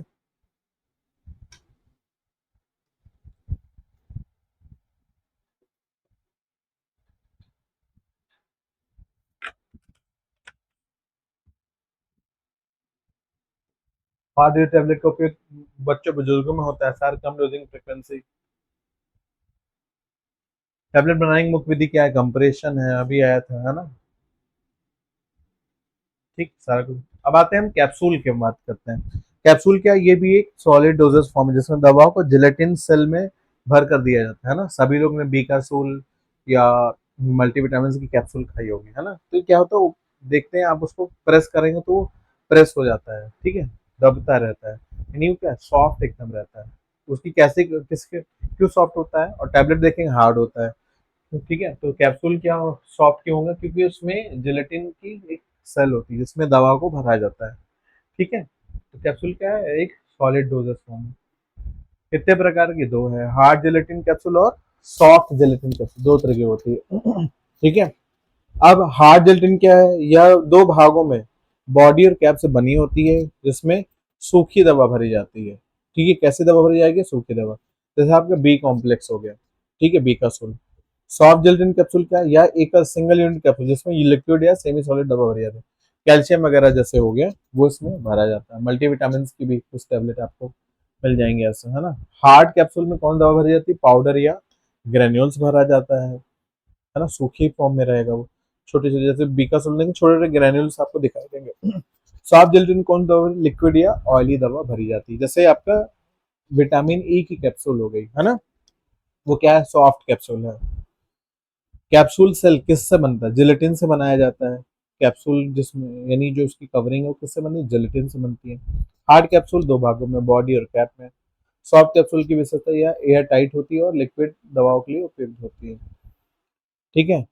ओमेगा 3 फैटी एसिड वगैरह की जो आती है ना, फिश ऑयल की जो टैबलेट्स आती है, कैप्सूल्स आती हैं। कैप्सूल का एक लाभ के स्वाद और गंध को छुपा देती है। भाई उसके अंदर ही रहेगा तो ना कोई स्वाद आपको पता चलेगा ना आपको कोई स्मेल आएगी। ठीक है, कैप्सूल एक कैसा है? ठोस डोजेस फॉर्म है। इसमें दवा को जल्दी से जल्दी बंद कर दिया जाता है। ठीक। अब इसका इंपॉर्टेंस क्या है कैप्सूल का? दवा का स्वाद छिप जाता है, निगलने में आसान है। टैबलेट क्या होती है? हल्की से रुक गई तो क्या कड़वा स्वाद है, निगल नहीं पाते हैं। इस कैप्सूल में ऐसा नहीं है। ठीक, सटीक डोज प्रोवाइड करती है और दवा की स्टेबिलिटी को भी बढ़ाती है। हार्ड जिलेटिन कैप्सूल का वर्णन कीजिए। ठीक, ये क्या दो पार्ट्स होते हैं, बॉडी होता है और एक कैप होता है। फिर हार्ड जिलेटिन कैप्सूल का यूज किस लिए करते हैं? सूखी दवाइयों के लिए बढ़िया यूज होता है। फिर मैनुअली या मशीन से भरी जाती है इसमें और अलग अलग साइज में उपलब्ध होती है। यूज क्या है? पाउडर या ग्रेन्यूल्स की फिलिंग करने के लिए, एंटीबायोटिक्स और विटामिन। जो कैप्सूल्स आती है वो हार्ड जिलेटिन होती है। फिर फायदा क्या है कि डोजेस एक्यूरेसी, दवाई की जो एक्यूरेसी वो बढ़िया होती है, उसको बनाना भी आसान होता है और इसके स्वाद को भी छुपाया जा सकता है। सॉफ्ट जिलेटिन कैप्सूल का वर्णन बारे में बताइए। ये क्या एक सिंगल पीस कैप्सूल है ठीक है, हर्मेटिकली सील्ड होती है। इसमें विशेषता क्या है, लिक्विड या सेमी सॉलिड दवाओं को इसमें भरा जाता है और ये क्या होती है, एयर टाइट होती है, एयर इसमें नहीं है और इसका एब्जॉर्प्शन जल्दी होता है। ठीक है, यूज किस में करते हैं, जो इतनी ऑयली ड्रग है वो इस फॉर्म में दी जाती है, किस फॉर्म में, आपका सॉफ्ट जेल्टिन कैप्सूल के फॉर्म में। विटामिन ए और ई की जो कैप्सूल होती है ना, वो कैसे होती है, सॉफ्ट जेलेटिन होती है। अब बीकासोल वगैरह जो हो गया, ये क्या हो गया, हार्ड जेलेटिन कैप्सूल्स हो गए, ग्रेन्यूल्स पाउडर का होता है। फायदा क्या होगा सॉफ्ट जेलेटिन की, बायोबिलिटी अच्छी होगी, ऑक्सीडेशन नहीं होगा, ब्रेक डाउन नहीं होगा दवाई को जल्दी, पेशेंट कॉम्प्लेंस भी अच्छा होगा। Hard gelatin soft gelatin capsule में क्या डिफरेंस है, ये डिफरेंस है। ठीक है, स्ट्रक्चर की बात करें संरचना तो दो भाग में, बॉडी कैप है हार्ड जेलेटिन में, सॉफ्ट जेलेटिन क्या है, सिंगल फॉर्म में है। ठीक है, दवा का कैसा प्रकार है, हार्ड जेलेटिन में रहेगा तो पाउडर या ग्रेनुल के फॉर्म में दवा रहेगी, है ना, हार्ड जेलेटिन में, जबकि सॉफ्ट जेलेटिन में लिक्विड या सेमी सॉलिड फॉर्म में रहेगी। ठीक है, लूज सीलिंग इसकी होगी, उसकी हार्ड एयर टाइट होगी। इसको बनाना आसान है, हार्ड जेलेटिन को सॉफ्ट को थोड़ा टफ रहता है। सूखी दवाइयाँ हार्ड जेलेटिन में रहती हैं, सॉफ्ट जेलेटिन में ऑयली या लिक्विड दवाई होती है। ठीक है, चलिए एमसीक्यूज में आते हैं, जिसका आप लोगों को बेसब्री से इंतजार था। ठीक है, एमसीक्यूज में कैप्सूल क्या है, तो कैप्सूल है आपका सॉलिड डोजेस फॉर्म है, आंसर बी इसका सही होगा। कैप्सूल किससे बनी होती है, तो जिलेटिन, बी वाला आंसर सही होगा। कैप्सूल का मुख्य लाभ क्या है, तो स्वाद और गंध को छुपाना, आंसर बी सही है। हार्ड जिलेटिन कैप्सूल कितने भागों में बनी है, तो दो भाग में, बॉडी और कैप, बी आंसर सही है। हार्ड कैप्सूल दो भाग से बना होता है, ठीक है, कौन, बॉडी और कैप, बी वाला सही है। हाइड्रोजन कैप्सूल किस प्रकार दवा भरी जाती है, तो पाउडर या ग्रेन्यूल्स फॉर्म में भरी जाती है, याद रखिएगा। हाइड्रोजन कैप्सूल की फिलिंग कैसे की जाती है, तो मैनुअल या मशीन द्वारा, बी आंसर सही है। सॉफ्ट जेलेटिन कैप्सूल की मुख्य विशेषता क्या है, ये एयर टाइट होती है, बी आंसर सही है। ठीक है, सॉल्ट जेलेटिन कैप्सूल की संरचना कैसी होती है, तो ये एक सिंगल यूनिट होती है, याद रखिएगा। सॉल्ट जेलेटिन कैप्सूल का उपयोग किन दवा के लिए किया था, ऑयली ड्रग के लिए, आंसर बी वाला सही है।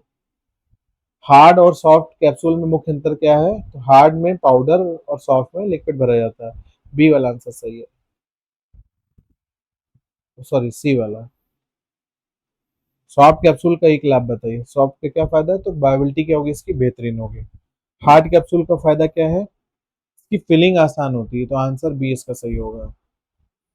कैप्सूल का उपयोग क्यों किया जाता है, तो दवा का आसानी से देने और स्वाद को छुपाने के लिए, बी आंसर सही है। लिक्विड ओरल प्रिपरेशन क्या है ना, वे दवाएं जो तरल रूप में मुंह द्वारा दी है, तो उसे क्या बोलते हैं, लिक्विड ओरल प्रिपरेशन बोलते हैं। सॉल्यूशन क्या है, एक ऐसा होमोजीनियस लिक्विड प्रिपरेशन जिसमें ड्रग पूरी तरह घुल जाती है, इसको हम क्या बोलते हैं, सॉल्यूशन बोलते हैं। सिरप क्या है, शर्करा यानी शुगर युक्त मीठा गाढ़ा सॉल्यूशन जिसमें दवा मिलाई जाती है, क्या कहलाएगा, आपका सिरप कहलाएगा।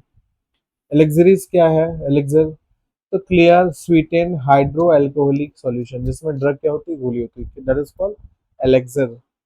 इमल्सन क्या है, दो अमिश्रणी इमिसिबल लिक्विड है ना, जो एक आपस में न मिला का मिश्रण, जैसे ऑयल और वाटर, कि इसमें इस ऑयल और वाटर मिला के जो भी मिश्रण बना उसे हम क्या बोलेंगे, इमल्सन बोलेंगे। सस्पेंशन क्या है, ऐसा लिक्विड जिसमें इनसॉल्युबल ड्रग जो है, इसमें इनसॉल्युबल ड्रग पार्टिकल्स डिप्रेस होते हैं, मिले हुए होते हैं। ठीक है, ड्राई पाउडर फॉर रिकॉन्स्टिट्यूशन क्या है, तो सूखा और जिसमें उपयोग से पहले पानी मिलाकर लिक्विड बनाया जाता है। ठीक है, ड्राई पाउडर सिरप आती है बच्चों की। ठीक है, सस्पेंशन को उपयोग से पहले क्या करना चाहिए, अच्छी तरह से शेक करना चाहिए, मिला लेना चाहिए।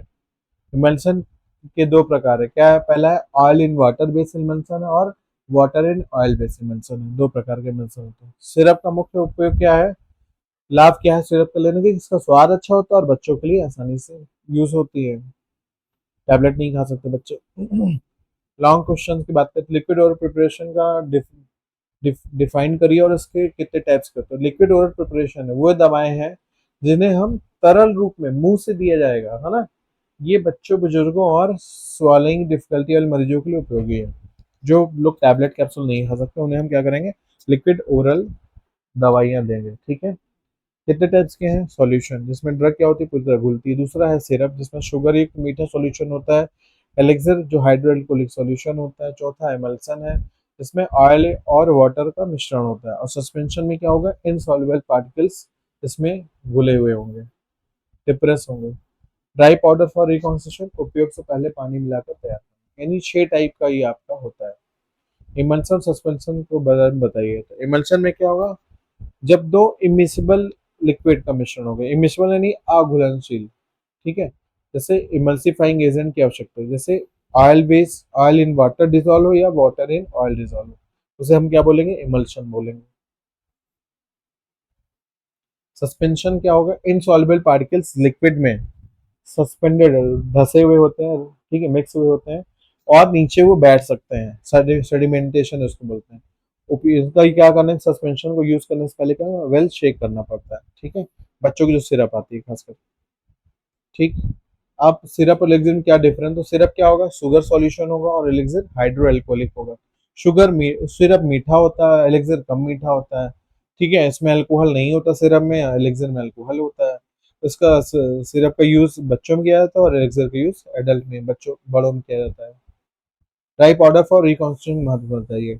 यह एक अनस्टेबल ड्रग के लिए उपयोगी है, ठीक है। ड्राई पाउडर रिकॉन्स्टिट्यूशन क्या है, जो दवाइयाँ अनस्टेबल, जल्दी क्या हो, खराब हो जाए, है ना, उनके लिए इस प्रोसेस का यूज करते हैं। तो अनस्टेबल ड्रग क्या होगा, सेल्फ लाइफ बढ़ाता है, उसका ट्रांसपोर्ट आसानी से होता है, एक जगह दूसरे ले जाने में आसान होता है और उपयोग से पहले पानी मिलाया जाता है। एमसीक्यूज की बात करें जो आपके लिए काफी इंपॉर्टेंट है, सॉल्यूशन किस की विशेषता क्या है, तो सॉल्यूशन क्या होना चाहिए, होमोजीनियस होना चाहिए। बी वाला, सिरप के मुख्य घटक कौन कौन से हैं, तो सिरप में क्या होगा, शुगर की बात करेंगे, आंसर बी वाला सही होगा। एलेक्सिस किस प्रकार का प्रिपरेशन है, तो एलेक्सिस आपका हाइड्रो अल्कोहलिक सॉल्यूशन है, क्या है, बी वाला आंसर। इमल्सन सस्पेंशन में कौन से दो फेज होते हैं, इमल्सन में कौन से दो फेज होते हैं, कौन से फेज होंगे, ऑयल इन वाटर, बी वाला आंसर सही है, ऑयल और वाटर फेज। सस्पेंशन की विशेषता क्या है, ड्रग इनसॉल्युबल होती है, अघुलनशील होती है इसमें, तो आंसर बी वाला होगा। सस्पेंशन को उपयोग से पहले क्या करना चाहिए, सेक करना चाहिए, बी वाला आंसर सही है। ड्राई पाउडर फॉर रिकॉन्स्टिट्यूशन किस लिए यूज होता है, स्टेबिलिटी बढ़ाने के लिए, बी वाला आंसर सही है। इमल्सन में इमल्सीफायर का कार्य क्या है, इमल्सीफायर दवा को स्थिरता बढ़ाता है, बी आंसर सही है। ठीक, समझ में आ रहा होगा आप लोग को। सिरप किसके लिए उपयुक्त होता है, बच्चों के लिए, बी आंसर सही है। एलेक्सिर में अल्कोहल क्यों होता है, सॉल्युबिलिटी बढ़ाने के लिए अल्कोहल को दिया जाता है एलेक्सिर में, ठीक है। अल्कोहल क्यों यूज करते हैं एलेक्सिर में हम, सॉल्युबिलिटी को बढ़ाने के लिए, तो आंसर बी वाला सही होगा। टॉपिकल प्रिपरेशन, वे दवाएं जो स्किन या म्यूकोसा पर लगे उन्हें क्या बोलते हैं हम, टॉपिकल प्रिपरेशन बोलते हैं। ऑइंटमेंट क्या है, चिकना सेमी सॉलिड प्रिपरेशन जो क्या हो, त्वचा पर लगाया जाता है ना, दैट इज ऑइंटमेंट। जैसे सिप्लाडीन हो गया, बीटाडीन हो गया। क्रीम क्या है, ऑयल और वाटर आधारित सेमी सॉलिड प्रिपरेशन, ठीक है, तो दैट इज क्रीम कहलाता है, जो आप स्किन क्रीम वगैरह लगा। तो पेस्ट क्या है, अधिक मात्रा में सॉलिड पार्टिकल वाला गाढ़ा सेमी सॉलिड प्रिपरेशन, क्या कहलाएगा, पेस्ट, जैसे आपका टूथपेस्ट वगैरह हो गया। जेल क्या है, ट्रांसपेरेंट या ट्रांसलूसेंट सेमी सॉलिड प्रिपरेशन जिसमें जेल बेस होता है, वो that is called gel. Liniments क्या है, लिनिमेंट लिक्विड प्रोड्यूसर त्वचा पर रबिंग के साथ लगाया जाता है, दैट इज कॉल्ड लिनिमेंट्स, ठीक है। ये सब पता होगा आपको तो आसानी से आप अपने लैंग्वेज में बना के लिख सकते हैं। लोशन क्या है, या पतला लिक्विड प्रोड्यूसर जो बिना रबिंग के लगाया जाता है, that is called lotion. Suppository क्या है, सॉलिड डोजेस फॉर्म है जो रेक्टम में डाला जाता है ना, that is called suppository. Pastry क्या है, ये वाजाइनल रूट से दिया जाने वाला सपोजिटरी है जैसा प्रिपरेशन है, ठीक है। नेजल प्रिपरेशन क्या है, नाक में दी जाने दवा, ड्रॉप या स्प्रे, नेजल प्रिपरेशन, समझ में आ रहा है। ईयर प्रिपरेशन क्या है, कान में दी जाने वाली दवा जिसको ईयर ड्रॉप बोलते हैं। पेस्ट क्या है, प्रोटेक्टिव लेयर बनाना और स्किन इरिटेशन को कम करना। पेस्ट का मुख्य ये यूज क्या है, एक प्रोटेक्टिव लेयर बना देना और स्किन के इरिटेशन को कम करना, ठीक। लॉन्ग में आते हैं, टॉपिकल प्रिपरेशन का परिचय। टॉपिकल प्रिपरेशन वे दवाइयाँ औषधियाँ हैं जो त्वचा या म्यूकस मेम्ब्रेन पर लगाई जाती है, ठीक है। टॉपिकल यानी स्किन के ऊपर लगाना, ठीक है। किस किस फॉर्म में आएगा? अगर टॉपिकल प्रिपरेशन की बात की स्किन में लगाने के लिए, तो सेमी सॉलिड प्रिपरेशन की बात करें तो स्किन में ऑइंटमेंट का यूज करता है, क्रीम का है, पेस्ट है और जेल्स का है। If you talk about the liquid preparation, अगर स्किन में हम लिक्विड प्रिपरेशन की बात करते हैं तो लिनिमेंट्स है और लोशंस हैं। ठीक है। नेक्स्ट बात करें अगर हम सॉलिड या इंसर्शन प्रिपरेशन में, तो सपोजिटरी और पेसरी बॉडी में इंसर्ट कर दिया जाता है। फिर बात करें अगर हम स्पेशल प्रिपरेशन में, आपका नेजल प्रिपरेशन और ईयर प्रिपरेशन आ जाता है। ठीक है। ऑइनमेंट, क्रीम, पेस्ट और जेल का वर्णन। ऑइनमेंट क्या है, कैसा होगा? ग्रीसी होगा, है ना, चिपचिपा होगा, ऑक्लूसिव होगा और ड्राई स्किन के लिए यूज किया जाता है। ठीक है। क्रीम क्या है, लेस ग्रीसी होगा, कम चिपचिपा होगा, आसानी से फैल जाएगा। और कैसे बनेगा? ऑयल को वाटर बेस में मिल के बनाएंगे या तो वाटर का ऑयल बेस पे बनता है। पेस्ट क्या है, थिक होगा कंपेयर टू दोनों के, है ना, और प्रोटेक्टिव का काम करेगा, सुरक्षा देगा और एक्सीडेटिव रिलेशन में उपयोगी होगा। जेल क्या है, नॉन ग्रीसी होगा। जेल देखा होगा ना, बिल्कुल चिपचिपा नहीं होता है।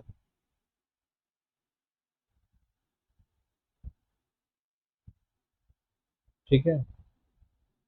ट्रांसपेरेंट है और जल्दी एब्जॉर्ब होता है।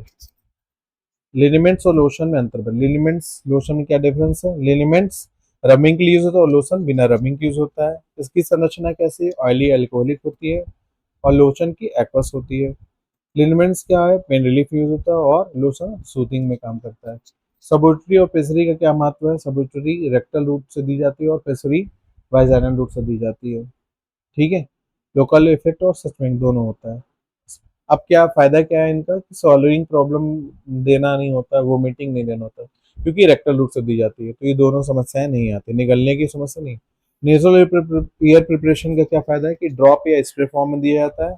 इसमें और किस में यूज होता है? नेजल कंजेशन, नाक जब सड़ जाती है तो नेजल जो भी दवाई होती है, स्प्रे वगैरह दिया जाता है। ईयर प्रिपरेशन में ईयर ड्रॉप आता है। किसमें यूज होगा? इन्फेक्शन और उसके पेन में यूज होगा। एमसीक्यूज जो बहुत इंपॉर्टेंट। ऑइंटमेंट किस प्रकार का प्रिपरेशन? तो ऑइंटमेंट आपका semi solid, that is C वाला आंसर सही है। क्रीम किसका मिश्रण है? तो क्रीम है आपका ऑयल एंड वाटर का मिश्रण है। आंसर नंबर ए सही है इसका। नेक्स्ट एमसीक्यू, स्पेस में क्या अधिक होता है? तो सॉलिड पार्टिकल अधिक होता है। Answer B. ठीक है। लिनिमेंट का उपयोग कैसे किया जाता है? लिनिमेंट का उपयोग रबिंग के लिए किया जाता है ना, रबिंग के साथ। बी वाला सही आंसर है। लोशन कैसे लगाया जाता है? तो बिना रबिंग के। सी आंसर सही है। सबुचरी कहाँ दिया जाता है? तो रेक्टम में। सी आंसर सही है। पेसरी कहाँ दिया जाता है? तो वेजाइनल रूट में। सी आंसर सही है। जेल की विशेषता क्या है? तो ट्रांसपेरेंट होता है। बी आंसर सही है। नेजल प्रिपरेशन का उपयोग किस लिए करते हैं? नोज में करेंगे, नाम ही आ रहा, तो बी वाला सही होगा। ईयर प्रिपरेशन भाई आई के लिए करेंगे। डी वाला आंसर सही है। शॉर्ट आते हैं। पाउडर क्या है? हाँ, पाउडर क्या है? ड्राई फॉर्म में होगा, यानी सूखा, फाइनली डिवाइडेड, छोटे पार्टिकल डिवाइड दवा या मिश्रण को हम क्या कहते हैं? पाउडर कहते हैं। सूखा रहता है। ग्रेन्यूल्स क्या है? पाउडर के बड़े कण, कोर्स पार्टिकल को हम क्या बोलते हैं? ग्रेन्यूल्स बोलते हैं। इंसुफ्लेशंस क्या है? इंसुफ्लेशंस वह पाउडर जैसे शरीर की गुहा, जैसे नाक कान में फूक के डाला जाता है, उसे क्या बोलते हैं? इंसुफ्लेशन बोलते हैं। डस्टिंग पाउडर क्या है? त्वचा पर लगाने के लिए उपयोगी किया जाने वाला पाउडर, जो हम लोग घर में यूज करते हैं ना, नाइसिल हो गया, गर्मी में इस समय ठंडा डर्मिकूल हो गया, है ना, ये सब क्या है? डस्टिंग पाउडर है। इफरवेसेंट पाउडर क्या है? ऐसा पाउडर जो पानी में डालने पर CO2 गैस बना है, उसे क्या बोला हम? इफरवेसेंट पाउडर बोलते हैं। इफरवेसेंट ग्रेन्यूल्स क्या है? ग्रेन्यूल जो पानी में घुलकर CO2 उत्पन्न करते हैं, उन्हें हम क्या बोलते हैं? इफरवेसेंट ग्रेन्यूल बोलते हैं। इफरवेसेंस यानी बुलबुला जिसको बोलते हैं, किस गैस के कारण बनता है? कार्बन डाइऑक्साइड गैस के कारण बनता है। डस्टिंग पाउडर का मुख्य उपयोग किसमें करते हैं? त्वचा को सूखा रखना और इरिटेशन कम करने में हम डस्टिंग पाउडर यूज करते हैं।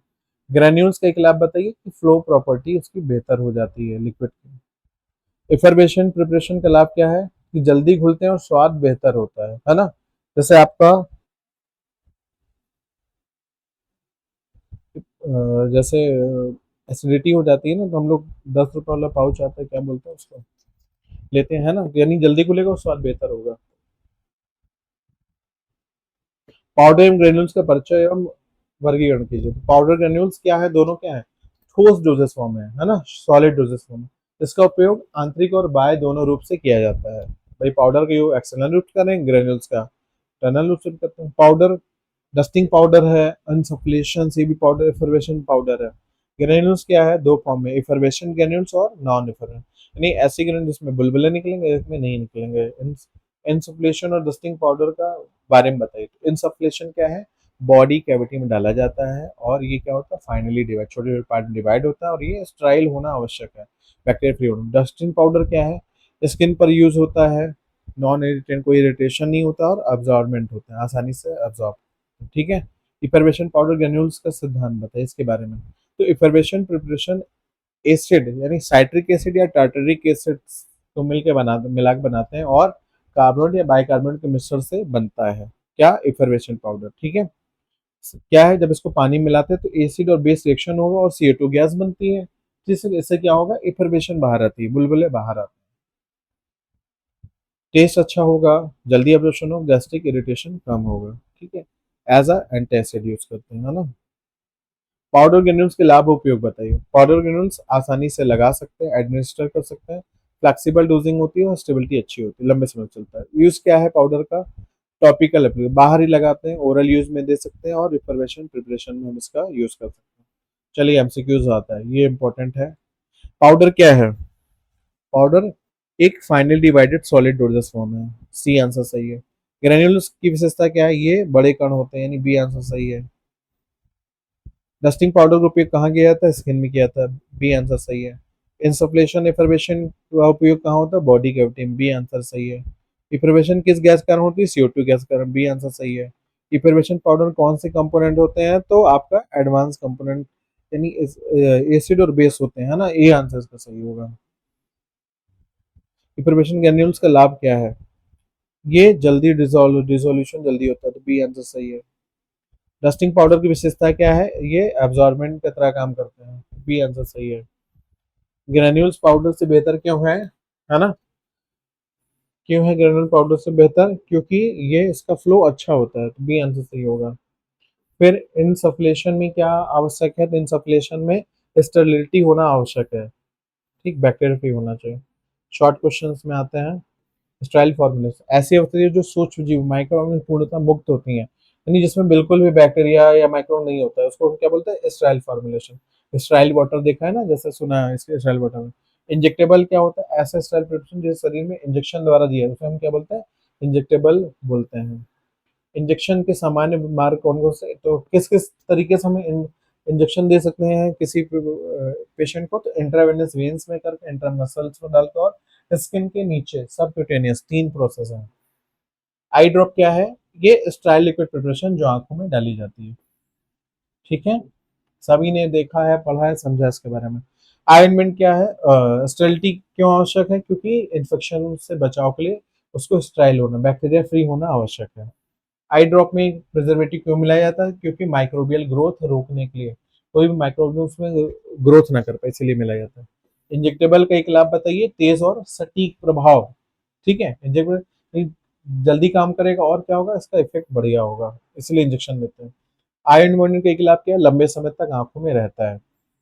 स्टाइल फॉर्मुलेशन तैयारी कहाँ की जाती है, तो एसेप्टिक कंडीशन में, स्वच्छ नियंत्रित वातावरण में स्टाइल फॉर्मुलेशन बनाया जाता है।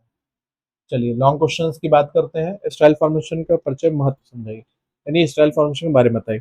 तो स्टाइल फॉर्मुलेशन वे औषधियां हैं जो पूरी तरह से सूक्ष्म जीवों से मुक्त होती हैं। इसका उपयोग उन स्थितियों में किया जाता है जहां संक्रमण खतरा अधिक होता है, जैसे इंजेक्शन और ऑप्थेल्मिक प्रिपरेशन, इसमें हम स्टाइल फॉर्मुलेशन का यूज करते हैं। फायदा क्या है, इसका महत्व क्या है, इंपॉर्टेंस, इन्फेक्शन नहीं होगा, तेजी से प्रभाव होगा और सटीक डोज डिलीवरी होगी।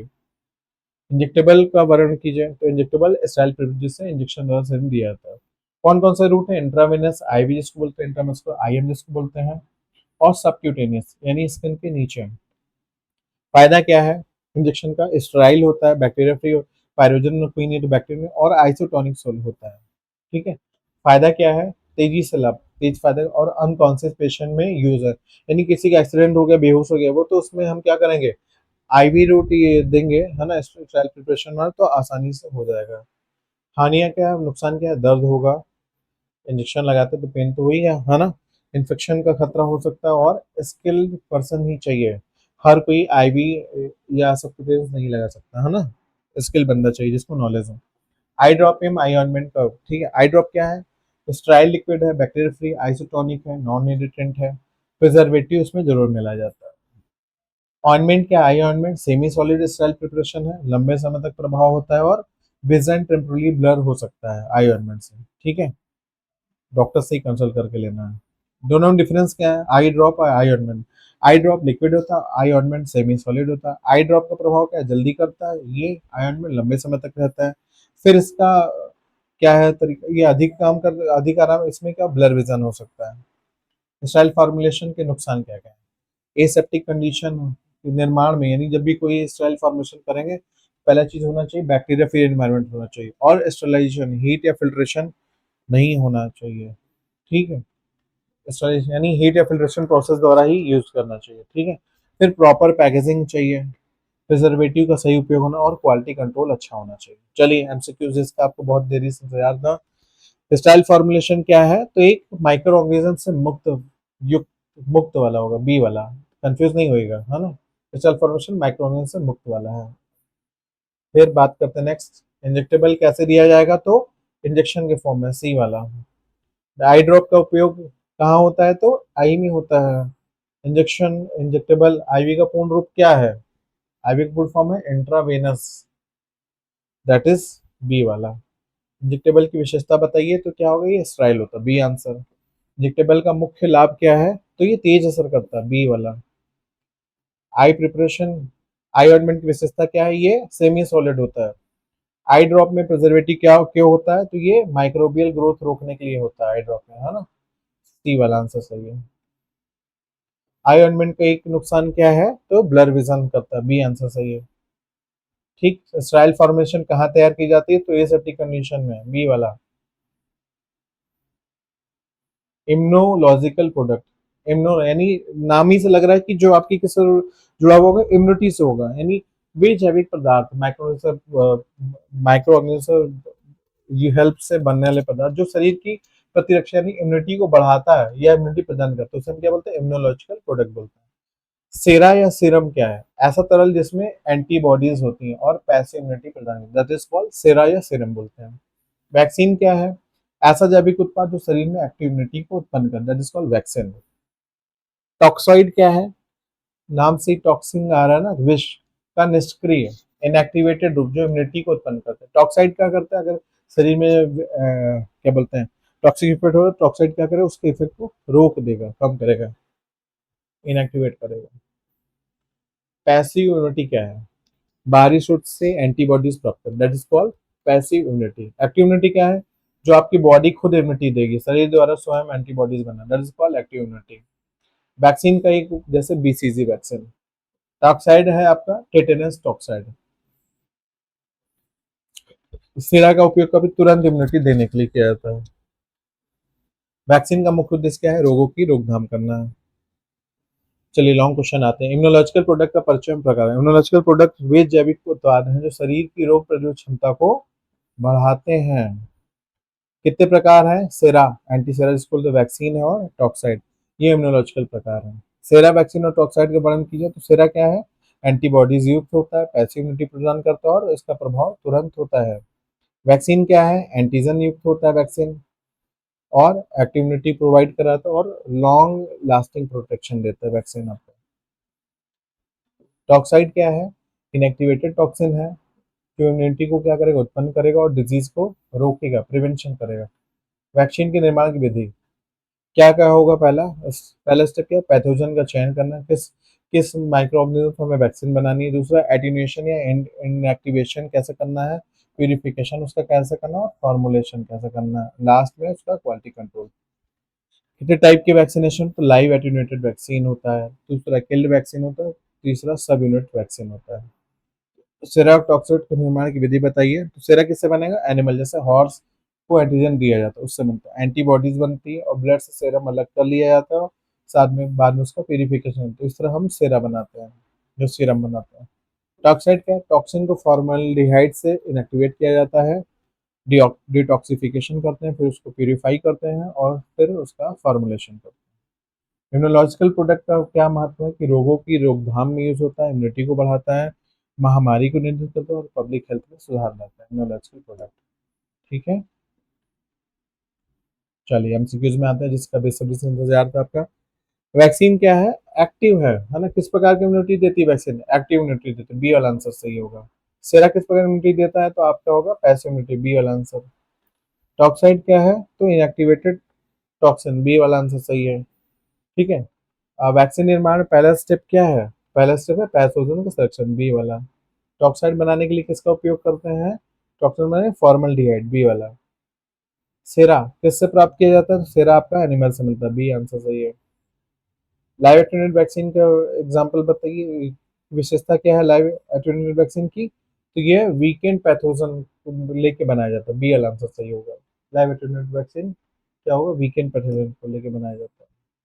वैक्सीन का मुख्य उद्देश्य क्या है? रोकथाम करना, बी। पैसिव इम्यूनिटी की विशेषता क्या है?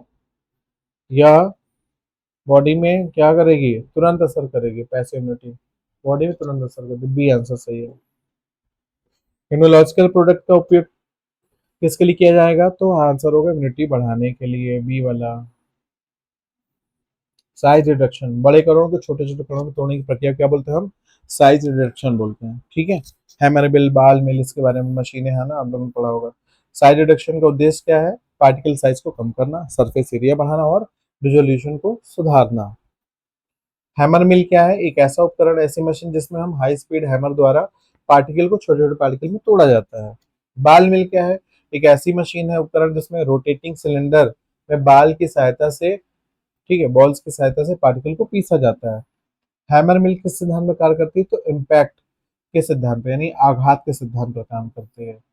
एक नंबर पूछ सकते हैं। बाल मिल किस सिद्धांत पर काम करती है? तो इम्पैक्ट और एट्रिएशंस द्वारा दोनों सिद्धांत पर काम करते हैं।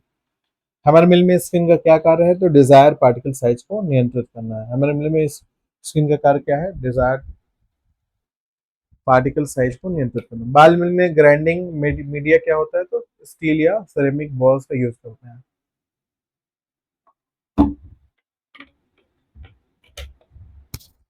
हैमर मिल का एक फायदा बताइए। डिजायर बाल मिल में हैमर मिल में स्क्रीन का क्या कार्य है? तो डिजायर पार्टिकल साइज को नियंत्रित करना। बाल मिल में ग्राइंडिंग मीडिया क्या होता है? तो स्टील या सिरेमिक बॉल का बनता है। एक लाभ हैमर मिल का क्या है? तेज और एफिशिएंट ग्राइंडिंग हो जाती है।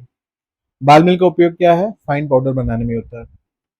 साइज रिडक्शन के बारे में बताइए और उसका इंपॉर्टेंस समझाइए। साइज रिडक्शन वह प्रक्रिया है जिसमें बड़े कणों को छोटे कणों में बदला जाता है। यह फार्मास्यूटिक्स में बहुत इंपॉर्टेंट है ना? महत्व क्या है? रिजोल्यूशन रेट बढ़ाना, यूनिफॉर्म मिक्सिंग करना, बायोबिलिटी को सुधारना। हैमर मिल का वर्णन बताइए। तो क्या है? मेटेलिक चैम्बर होता है हैमर मिल में, है ना? हाई स्पीड रोटेटिंग हैमर लगे होते हैं। और स्किन क्या होता है इसका? स्किन क्या है? स्किन लगी होती है। कैसे किस पे काम करेगा? ये इम्पैक्ट फोर्स द्वारा काम करेगा। और पार्टिकल्स क्या होंगे? इम्पैक्ट फोर्स द्वारा टूट जाएंगे, छोटे छोटे पार्टिकल्स में टूट जाएंगे। और कैसे काम करेगा? फीड मटेरियल इसमें डाला जाता है। हैमर घूमकर पार्टिकल को तोड़ता है और स्किन से डिजायर साइज निकलता है। फायदा क्या है? तेजी से काम करेगा अपने और यूनिफॉर्म साइज में आपको पार्टिकल मिल जाएंगे। नुकसान क्या है? हीट जनरेट करता है और स्टिकी मटेरियल के लिए उपयुक्त नहीं है। ठीक है। बाल मिल का स्ट्रक्चर क्या क्या होगा? इसमें हॉलो सिलेंडर फॉर्म में होगा, स्टील या सिरेमिक की बॉल होंगी और रोटेटिंग मैकेनिज्म द्वारा काम करेगा। ठीक है। कार्य सिद्धांत क्या? इम्पैक्ट या इरिट्रेशन के सिद्धांत में काम करता है। कैसे करेगा? मटेरियल सिलेंडर में डाला जाएगा, सिलेंडर घूमेगा और बाल गिर कर रगड़ कर पार्टिकल को पीस देगा। फायदा क्या है? जो छोटे छोटे, बहुत छोटे फाइन ग्राइंडिंग कर सकता है और बहुत लंबे यूज में काम कर सकता है। ठीक है। लार्ज अमाउंट में चीजें बना सकते हैं, वाइल्ड एप्लीकेशन। नुकसान क्या है? स्लो प्रोसेस है, एनर्जी कंजप्शन ज्यादा होता है। ठीक है। इम्पैक्ट के सिद्धांत काम करता है, बाल मिल किसमें? इम्पैक्ट एट्रिशन काम करता है। इसका जो स्पीड है हैमर का तेज होता है, इसका धीमा होता है। ठीक है। मीडियम साइज का होता है, ये वेरी फाइन पार्टिकल साइज बनाता है पाउडर का। पोस्ट ग्राइंडिंग करता है, फाइन ग्राइंडिंग। थोड़ा बड़े होते हैं हैमर मिल से पार्टिकल साइज, और बाल मिल से स्मॉल स्मॉल होता है। चलिए, साइज रिडक्शन का उद्देश्य क्या है? भाई जाहिर सी बात है, इसका उद्देश्य कणों को छोटा करना, बी वाला। हैमर मिल किस सिद्धांत में काम करता है? इम्पैक्ट के, सी वाला। बार मिल किस सिद्धांत में काम करता है? इम्पैक्ट और एट्रिशन, सी वाला। हैमर मिल में क्या यूज होता है, हैमर्स यूज होता है। बाल मिल में ग्राइंडिंग मीडिया क्या होता है, तो बॉल्स होती हैं, बी वाला आंसर। हैमर मिल में स्क्रीन का क्या कार्य है, तो साइज को कंट्रोल करना, बी। बाल मिल का उपयोग किस लिए किया जाता है, तो फाइन ग्राइंडिंग के लिए, बी वाला। हैमर मिल का एक क्या नुकसान है, तो हीट जनरेशन करता है, बी वाला। बाल मिल की एक विशेषता क्या है, ये very fine particles powder size देता है, बी वाला। साइड डायरेक्शन में क्या बढ़ जाता है, साइड डायरेक्शन सरफेस एरिया बढ़ जाता है। साइज प्रिपरेशन क्या है, कणों को उनके आकार साइज अलग करने की क्रिया को क्या बोलते हैं हम, साइज सेपरेशन बोलते हैं। आईपी के अनुसार पाउडर का वर्गीकरण किन आधार पर किया जाता है, सीव नंबर के आधार पर पाउडर का वर्गीकरण।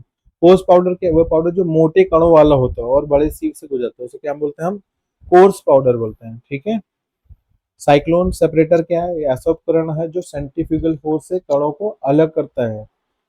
साइक्लोन सेपरेटर किस सिद्धांत पर काम करेगा, सेंट्रीफ्यूगल फोर्स यानी अपकेंद्री बल के सिद्धांत पर काम करेगा। सीप्स क्या है, जालीदार उपकरण जो पार्टिकल को साइज के अनुसार अलग करते हैं, ठीक है। मेस नंबर क्या है, प्रति इंच जाली में छिद्रों यानी ओपनिंग की संख्या को दर्शाता है, that is called mess number. Fine powder क्या है, वो बहुत छोटे कणों वाला पाउडर जो छोटे मेस सीव से गुजरता है, उसे हम क्या बोलते हैं, फाइन पाउडर बोलते हैं। सीव स्टैंडर्ड का उद्देश्य क्या है, यूनिफॉर्म पार्टिकल साइज को सुनिश्चित करना। साइक्लोन सेपरेटर का उपयोग क्या है, डस्ट रिमूवल और पार्टिकल सेपरेशन में यूज होता है। साइज सेपरेशन का इंपॉर्टेंट बताइए, महत्व। साइज सेपरेशन वह प्रक्रिया जिसमें पार्टिकल क्या करते हैं, उनके आकार के आधार पर अलग किया जाता है, ठीक है। इंपॉर्टेंस क्या है, यूनिफॉर्मिटी, एक जैसे पार्टिकल होना, प्रोडक्ट की क्वालिटी को सुधारना और फॉर्मुलेशन में कंसिस्टेंसी लाना। आईपीएन इंडियन फार्माकोपी के अनुसार पाउडर का वर्गीकरण किसके, इंडियन फार्मा के अनुसार पाउडर को सीव नंबर के आधार पर वर्गीकृत किया जाता है, ठीक। वेरी कोर्स पाउडर दूसरा है, कोर्स पाउडर तीसरा, मॉडरेटली कोर्स पाउडर चौथा है, मॉडरेटली फाइन पाउडर पांचवा है, फाइन पाउडर और छठवा है वेरी फाइन पाउडर। सिद्धांत क्या है, पाउडर को सीव से पास किया जाता है, जो कण सीव से गुजरते हैं उसी के अनुसार उसका वर्गीकरण क्लासिफिकेशन कर देते हैं। साइक्लोन सेपरेटर के बारे में बताइए, कई बार आ चुका है, इंपॉर्टेंट है। तो ये इसमें क्या होगा, सिलिंड्रिकल बॉडी होगी जिसमें कोनिकल बेस होगा और इनलेट और आउटलेट होगा। इस पे काम करेगा, ये सेंट्रीफ्यूगल फोर्स के सिद्धांत पे काम करेगा। इसमें भारी कण बाहर की ओर जाते हैं और हल्के कण ऊपर निकलते हैं। यूज किस में करते हैं, डस्ट प्रिपरेशन में या पाउडर के प्रिपरेशन में। फायदा क्या है, सिंपल डिजाइन में चीजें निकल जाती हैं और मेंटेनेंस कॉस्ट बहुत लो आता है। सीव एवं सीव स्टैंडर्ड को बढ़ेंगे। सीव क्या है, जालीदार उपकरण है, अलग अलग मेश साइज इसमें होती है। सीव स्टैंडर्ड क्या है, इसको मेश नंबर द्वारा निर्धारित किया जाता है जिसमें यूनिफॉर्म पार्टिकल साइज सुनिश्चित होते हैं। उपयोग किसमें करते हैं, पार्टिकल साइज एनालिसिस में और क्वालिटी कंट्रोल में। चलिए ये एमसीक्यूज जो बहुत इंपॉर्टेंट है। साइज सेपरेशन का उद्देश्य क्या है, कणों को अलग करना, बी। आईपी के अनुसार इंडियन फॉर्म पाउडर का क्लासिफिकेशन किस पर आधारित है, सीव नंबर पे, सी सॉरी सीव साइज पे, सी वाला आंसर। मेश नंबर क्या होता है, ये ओपनिंग्स पर इंच होता है, सी। साइक्लोन सेपरेटर किस सिद्धांत पर काम करता है, तो सेंट्रीफ्यूगल फोर्स, बी वाला आंसर सही होगा। साइक्लोन सेपरेटर का उपयोग किसके लिए करते हैं हम, सेपरेशन के लिए, बी आंसर सही है। सिप्स का उपयोग किसके लिए किया जाता है, तो साइज प्रिपरेशन के लिए किया जाता है, सी वाला आंसर सही है। फाइन पाउडर किस सीव से गुजरता है, तो स्मॉल मेश से होकर, बी वाला आंसर सही है। सीव स्टैंडर्ड का उद्देश्य क्या है, सीव स्टैंडर्ड का उद्देश्य है यूनिफॉर्मिटी सुनिश्चित करना, बी आंसर सही होगा, है ना। साइक्लोन सेपरेटर में हैवी पार्टिकल कहाँ जाते हैं, साइक्लोन सेपरेटर में तो हैवी पार्टिकल्स आउटर वॉल पे जाते हैं, है ना। सी सेपरेशन का उपयोग कहाँ कहाँ होता है, तो क्वालिटी कंट्रोल में इसका उपयोग होता है। नेक्स्ट क्वेश्चन, मिक्सिंग क्या है, विभिन्न पदार्थ को समान रूप से मिलाने की प्रक्रिया को हम क्या कहते हैं, मिक्सिंग कहते हैं, सभी को पता ही है। मिक्सिंग का उद्देश्य क्या है, यूनिफॉर्म डिस्ट्रीब्यूशन यानी एक जैसा और होमोजेनिटी, सब एक बराबर मात्रा में मिले रहे। डबल कोन ब्लेंडर क्या है, एक ऐसा उपकरण जो पाउडर मिक्सिंग के लिए उपयोग होता है और कोन शेप का होता है, उसे बोलते हैं हम डबल कोन ब्लेंडर। डबल कोन ब्लेंडर किस प्रकार के मिक्सिंग के लिए उपयोग होता है, जो ड्राई पाउडर के मिक्सिंग के लिए हम डबल कोन ब्लेंडर का यूज करते हैं। टरबाइन मिक्सर क्या है, ऐसा मिक्सर जिसमें टरबाइन ब्लेड्स से लिक्विड मिक्सिंग किया जाता है, उसे हम बोलते हैं टरबाइन मिक्सर्स। ट्रिपल रोलर मिल क्या है? ऐसा उपकरण जिसमें 3 रोलर द्वारा मटेरियल को मिक्स मिक्स और ग्राइंड किया जाता है, तो बोलते हैं triple roller mill. Silverson mixer homogeniser क्या है? हाई स्पीड मिक्सचर है जो इमल्सन और सस्पेंशन बनाने के लिए यूज होता है, इंपॉर्टेंट है। डबल कोन बेंडर किस में काम करता है? टम्बलिंग, घुमाव के सिद्धांत पर काम करता है। ट्रिपल रोल मिल का उपयोग कहाँ होता है? ऑइंटमेंट और क्रीम के निर्माण में होता है। ठीक है। सिल्वर्सन मिक्सर का यूज कहाँ होता है? होमोजेनाइजेशन और इमल्सन बनाने में। मिक्सिंग का परिचय दीजिए। मिक्सिंग क्या है? मिक्सिंग वह प्रक्रिया है, प्रोसेस जिसमें दो या अधिक पदार्थों को समान रूप से मिलाया जाता है। माई इंपॉर्टेंस का यूनिफॉर्म डोजेज एक बराबर होता है, प्रोडक्ट क्वालिटी अच्छी होती है और स्टेबिलिटी अच्छी होती है। डबल कोन ब्लेंडर का वर्णन बताइए। तो डबल कोन ब्लेंडर क्या? दो कोन शेप का वेसल होता है जिसमें रोटेटिंग मैकेनिज्म द्वारा काम करता है। किस पे काम करेगा? क्या कैसे काम करेगी? टम्बलिंग एक्शन देगा और ग्रेविटी द्वारा मिक्सिंग होगी। यूज क्या है? ड्राई पाउडरिंग मिक्सिंग, ड्राई पाउडर बनाने में इसका यूज होता है। फायदा क्या है? सिंपल डिजाइन होती है और यूनिफॉर्म एक बराबर लेवल में मिक्सिंग होती है। टरबाइन मिक्सर का वर्णन कीजिए। टरबाइन मिक्सर क्या है? संरचना की बात करो, टैंक होता है, टरबाइन ब्लेड होती है और मोटर लगा होता है। किस पे सिद्धांत पे काम करता है? एजिटेशन और शेयर के सिद्धांत पे काम करता है। यूज किस में करते हैं? लिक्विड मिक्सिंग और इमल्सन में। ट्रिपल रोलर मिल का वर्णन बताइए। ट्रिपल रोलर मिल क्या? 3 रोलर होंगे जिसमें एडजस्टेबल गैप होगा। किस पे काम करेगा ये? शेयर फोर्स के सिद्धांत पे काम करेगा। किस में यूज होगा? ऑइंटमेंट और क्रीम बनाने में यूज होगा। फायदा क्या है इसका? कि फाइन मिक्सिंग हो जाएगी और स्मूथ प्रोडक्ट में। सिल्वर्सन मिक्सर होमोजेनाइजर के वर्णन की, ये रोटार और स्टेटर इसमें होते हैं। ठीक है। हाई स्पीड मोटर लगी होती है। किस पे सिद्धांत पे काम करता है? ये हाई सी और मिक्सिंग सिद्धांत पे काम करता है। यूजेस क्या है? इमल्शन है, सस्पेंशन है, होमोजेनाइजेशन बनाने में। फायदा क्या है इसका? वेरी फास्ट डिस्पर्सन कर देता है और फास्ट मिक्सिंग।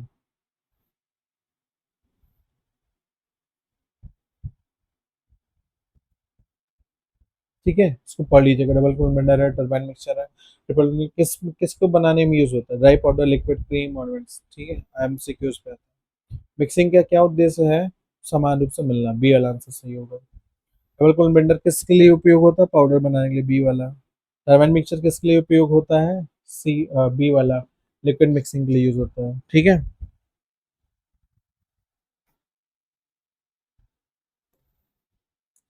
इक्विपमेंट्स, इक्विपमेंट्स में आता है। ट्रिपल रोल मिल में कितने रोलर होते हैं? नाम ही में तीन है, तीन हो गए। सिलर्सन मिक्सर किस नाम कार्य करता है? तो हाई सीयर पे, सी बार आंसर होगा। डबल कोन ब्लेंडर किस सिद्धांत में काम करता है? तो टम्बलिंग वाला, बी। ऑइंटमेंट बनाने में कौन से उपकरण का उपयोग करते हैं? तो ट्रिपल रोलर मिल, सी वाला। इमल्सन बनाने में कौन सा उपकरण उपयोग होता है? तो इसका आंसर होगा सिल्वर्सन मिक्सर, सी वाला।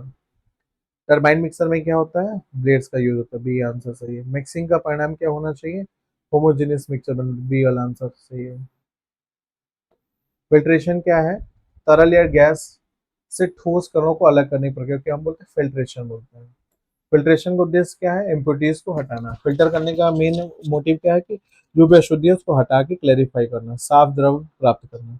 फिल्ट्रेशन के सिद्धांत काम करता है? पोरस मीडियम से कणों का अवरोध सेपरेशन काम करता है। मेम्ब्रेन फिल्टर क्या है? बहुत सूक्ष्म पोर वाला फिल्टर है जो छोटे पार्टिकल और माइक्रो ऑर्गेनिज्म को फिल्टर करता है। मेम्ब्रेन फिल्टर का पोर साइज कितना होता है? 0.22 micrometre, 0.45 micrometre. Sintered glass filter क्या है? ग्लास पार्टिकल को हीट करने के करके बनाया गया पोरस फिल्टर होता है। सेंटर ग्लास फिल्टर का उपयोग कहाँ होता है? Laboratory filtration. फिल्ट्रेशन में फिल्टर मीडियम क्या होता है? वह पदार्थ जिससे होकर फिल्ट्रेशन होता है, जैसे फिल्टर पेपर, ये क्या कहेगा? फिल्ट्रेशन मीडियम कहलाएगा। मेम्ब्रेन फिल्टर का यूज स्टरलाइजेशन यानी माइक्रोवेव रिमूवल में किया जाता है। फिल्टर लाभ क्या है? साफ और शुद्ध द्रव प्राप्त होते हैं। सिद्धांत बताइए फिर। यह वह प्रक्रिया जिसमें द्रव को पोरस मीडियम से होकर गुजारा जाता है ताकि ठोस कण अलग हो जाए। सिद्धांत किस सिद्धांत पे है? लिक्विड फिल्टर मीडियम से गुजरता है, फिर सॉलिड पार्टिकल सरफेस पर रुक जाएगा और साफ लिक्विड फिल्ट्रेट बाहर हो जाता है। जैसे हम लोग उस चीजों को छानते हैं ना, चाय बनाते हैं, तो सेम इसी पे ये भी काम करेगा। ड्राइविंग फोर्स क्या है? ग्रेविटी है, वैक्यूम और प्रेशर, ये तीन फोर्सेस में काम करते हैं। मेम्ब्रेन फिल्टर का वर्णन, थिन पॉलीमेरिक मेम्ब्रेन होती है जिसमें यूनिफॉर्म पोर साइज होता है। इसमें सिद्धांत काम करेगा? साइज एक्सक्लूजन सिद्धांत काम होगा जिसमें छोटे पोर पार्टिकल्स को रोकते हैं।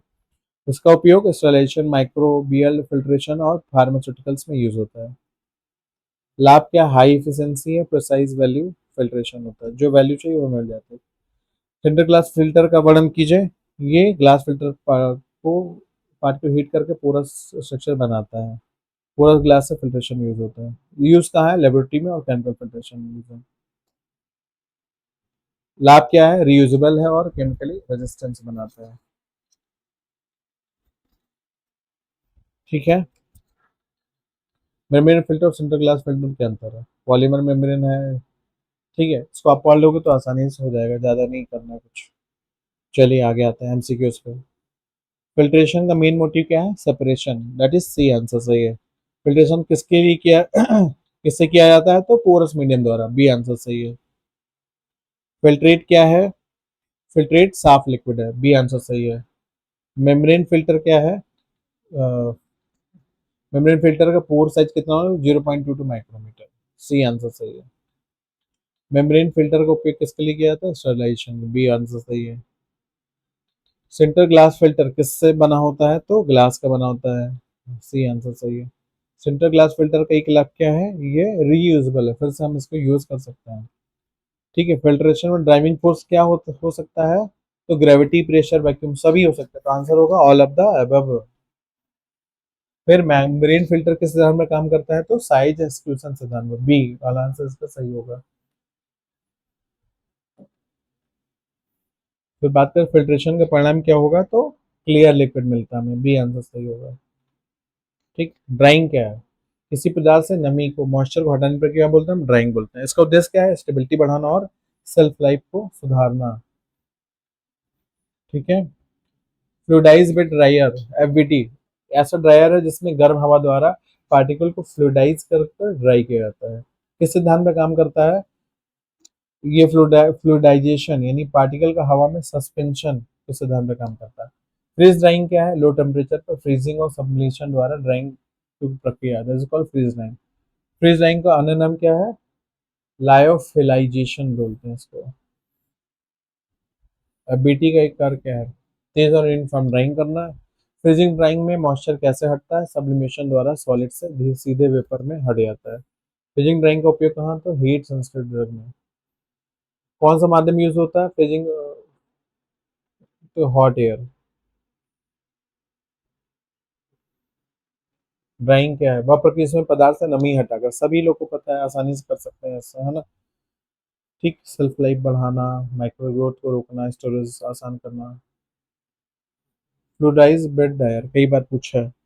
ठीक है, इसका वर्किंग बताइए। तो एयर इनलेट होता है, इसमें हीटर होता है, बाउलर लगा होता है, ब्लोअर और प्रोडक्ट कंटेनर लगा होता है। या हॉट एयर नीचे से ऊपर की ओर बहती है, जिसमें पार्टिकल हवा में सस्पेंड हो जाते हैं और यूनिफॉर्म ड्राइंग हो जाती है। किसमें यूज होता है? मटेरियल कंटेनर में डाला जाता है और हॉट एयर पास की जाती है। फिर पार्टिकल फ्लूइडाइज हो जाते हैं और मॉइस्चर इवेपोरेट हो जाती है, बाहर निकल जाती है। फायदा क्या है? फास्ट ड्राइंग प्रोसेस में यूज होता है, यूनिफॉर्म ड्राइंग में और हाई प्रोसेस। नुकसान क्या है? इसका कॉस्ट महंगा है, फाइन पार्टिकल साइज का लॉस होता है। फ्रीजिंग ड्राइंग का प्रक्रिया है, इससे क्या है? Freezing product low temperature freeze करते हैं, फिर प्राइमरी ड्राइंग करते हैं, वैक्यूम साइज सीधे वेपर में बदलती है और रिमेनिंग मॉइस्चर हटाई जाती है। सब्लिमेशन यानी सॉलिड को वेपर में चेंज करने सिद्धांत में काम करते हैं। हीट सेंसिटिविटी ड्रग सुरक्षित होती हैं, प्रोडक्ट स्ट्रक्चर बना रहता है और स्टेबिलिटी अधिक होती है। नुकसान क्या? महंगा है और समय अधिक लगता है। चलिए आते हैं एमसीक्यूज पे। ड्राइंग का मुख्य उद्देश्य क्या है? नमी को बढ़ाना, हाँ, कि नमी को हटाना, बी आंसर होगा, नमी हटाना। एफबीडी के सिद्धांत में काम करता है तो फ्लूइडाइजेशन, सी वाला। फ्रीज ड्राइंग को क्या कहा जाता है? तो लायोफिलिजेशन, है ना, सी वाला। एफबीडी में कौन सा माध्यम उपयोग होता है? तो हॉट एयर, बी आंसर सही है। बीडी का एक लाभ क्या है? फास्ट ड्राइंग करता है, सी आंसर सही है। फ्रीज ड्राइंग में मॉइस्चर कैसे हटती है? सब्लिमेशन द्वारा, बी आंसर सही है। फ्रीज ड्राइंग किसके द्वारा लिए उपयोग होता है? तो हीट सेंसिटिव ड्रग के लिए, बी वाला। ठीक है। फ्रीज ड्राइंग का पहला चरण क्या है? पहला चरण फ्रीजिंग। अब ईडिंग पार्टिकल कैसे बिहेव करते हैं? तो पार्टिकल हवा में तैरते हैं, बी आंसर सही है। फ्रीज ड्राइंग का एक नुकसान क्या है, ये बहुत महंगा है। एक्सट्रैक्शन किसी कच्चे पदार्थ प्रोडक्ट से सक्रिय एक्टिव कॉन्स्टिट्यूएंट को सॉल्वेंट की सहायता से निकालने की प्रक्रिया को क्या बोलते हैं, एक्सट्रैक्शन बोलते हैं, है ना। उद्देश्य क्या है, औषधि सक्रिय घटकों को अलग अलग करना। सॉल्वेंट क्या, तो वह जिसमें ड्रग के घटक घटक घुल जाते हैं, जैसे पानी, अल्कोहल। एक्सट्रैक्शन क्या है, दो मुख्य कोल्ड एक्सट्रैक्शन और हॉट एक्सट्रैक्शन। मैसेरेशन क्या है, ड्रग को सॉल्वेंट में भिगोकर एक्सट्रैक्शन करना। पर्कुलेशन क्या है, सॉल्वेंट को ड्रग के माध्यम से धीरे धीरे पास करना, दैट इज कॉल्ड एक्सट्रैक्शन।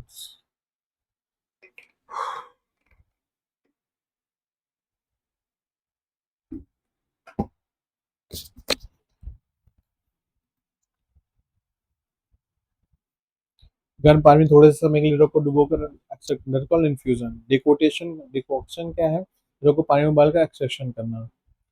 उपयोग क्या है, ड्रग का प्रिपरेशन यूज होता है। अल्कोहल का उपयोग सॉल्वेंट के रूप में किया जाता है। ठीक है, चलिए, ये इंपॉर्टेंट था। लॉन्ग क्वेश्चन है, थोड़ा सा आप देख लीजिएगा, टाइम कम है। ठीक है,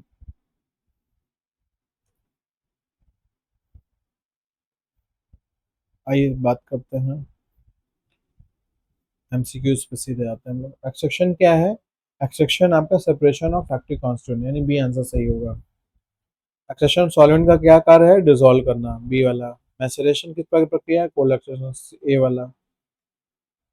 पर्कुलेशन में क्या होता है, सॉल्वेंट पास होता है, बी वाला आंसर सही है। डिकॉक्शन में क्या होता है, बॉइलिंग होती है, बी आंसर सही है। इन्फ्यूजन में क्या उपयोग होता है, तो आपका हॉट वाटर यूज होता है, बी आंसर सही है। सॉक्सलेट एक्सट्रैक्शन में कॉन्टिन्यूस प्रोसेस, किस प्रकार प्रक्रिया, कॉन्टिन्यूस है। एक्सट्रैक्शन का उपयोग कहाँ होता है, और सभी प्रोसेस में होता है, डी वाला आंसर। अल्कोहल सॉल्वेंट का उपयोग कहाँ होता है, सॉल्युबिलिटी के लिए। एक्सट्रैक्शन का मुख्य उद्देश्य क्या है, एक्टिव कंपोनेंट को प्राप्त करना। फार्मास्यूटिकल एड क्या है, यानी वो पदार्थ जो दवा की तैयारी स्थिति और उपयोग को बेहतर बनाए, क्या अगले, फार्मास्यूटिकल एड। ऑर्गेनोलिप्टिक एजेंट क्या है, वे पदार्थ जो दवा के रंग, स्वाद और गंध को सुधारते हैं। ठीक है गैस, एक ही वीडियो में मैं पूरा आपको दे रहा हूँ, ठीक है, तो मेहनत करिएगा, पढ़िएगा, तभी मेरी मेहनत सही रहेगी, है ना। कलरिंग एजेंट क्या है, वे पदार्थ जो दवा को आकर्षक एवं रंग प्रदान करते हैं। फ्लेवरिंग एजेंट क्या करते हैं, जो दवा को स्वाद और गंध को प्रोवाइड। स्वीटनिंग एजेंट क्या करते हैं, जो दवा को मीठा बनाता है। कलरिंग जो दवा को आकर्षक और पहचान देते हैं। ठीक है, फ्लेवरिंग एजेंट का उपयोग क्यों किया था, कड़वे स्वाद को छुपाने के लिए। स्वीटनिंग एजेंट का एक उदाहरण बताइए, तो शुगर और सैकरिन। नेचुरल कलरिंग एजेंट क्या है, टर्मरिक, हल्दी। आर्टिफिशियल स्वीटनर है आपका सैकरिन। फार्मास्यूटिकल एड वे पदार्थ हैं जो दवा के निर्माण और उपयोग में सहायक होते हैं, और ऑर्गेनोलिप्टिक एजेंट वे एजेंट जो दवा के सेंसिटिव प्रॉपर्टीज में सुधारते हैं। ठीक है, ये ज्यादा पूछ सकता है, इसलिए इसमें ज्यादा टाइम नहीं दे रहा हूँ। ठीक है, बट बना दिया है तो आप इतना पढ़ लीजिएगा।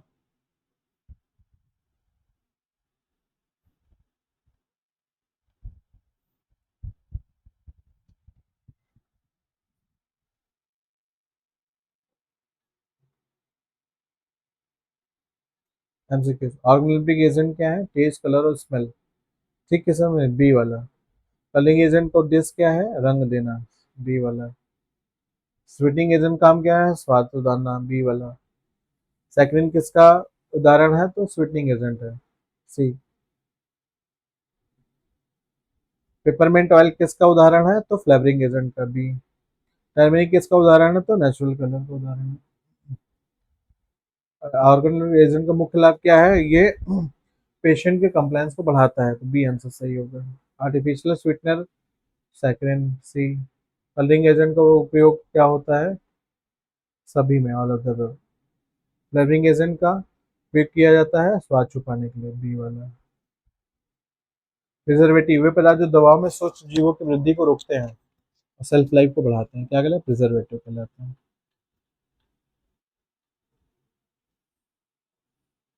फार्माकोपिया पहुंचे पहले। ठीक, ये तो बहुत आसान है, आप लोगों ने पढ़ा भी होगा।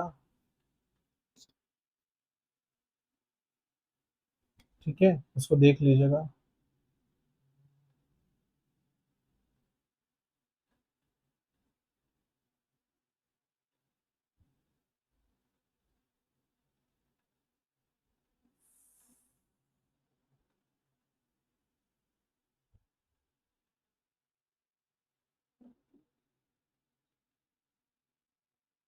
प्रिजर्वेटिव का मुख्य कार्य क्या है? माइक्रोबियल ग्रोथ को रोकना, सी वाला।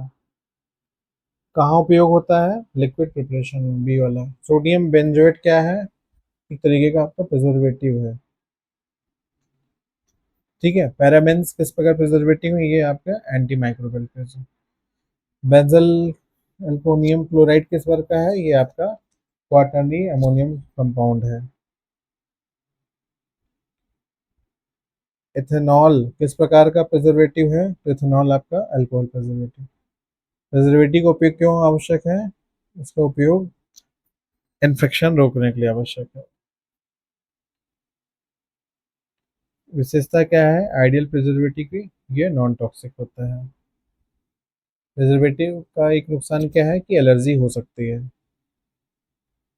यूज कब किस में करते हैं हम? मल्टी डोजेज में यूज करते हैं, बी वाला आंसर सही। पैकेजिंग मटेरियल आप लोग इसको कर लीजिएगा, है ना, आसान है, इसमें ज़्यादा दिमाग नहीं लगाना है। ठीक है। प्लास्टिक में क्या है? ठीक है, ट्राई किया होगा तो। सीधे फार्माकोपिया पे आते हैं, जो बहुत ही ब्रॉड है सिलेबस आप लोग का। चलिए, पैकेजिंग का मटेरियल का उद्देश्य क्या है? पैकेजिंग मटेरियल सुरक्षा देना। एमसीक्यूज डिस्कस कर लेते हैं, टाइम कम है। पैकेजिंग मटेरियल का प्रकार कौन सा है? तो ऑल ऑफ द, सभी, ग्लास, प्लास्टिक सभी में आता है। ग्लास कंटेनर विशेषता क्या है? ये इनर्ट होता है, बी। प्लास्टिक का एक लाभ क्या है कि लाइट वेट का होता है, सी वाला आंसर सही है।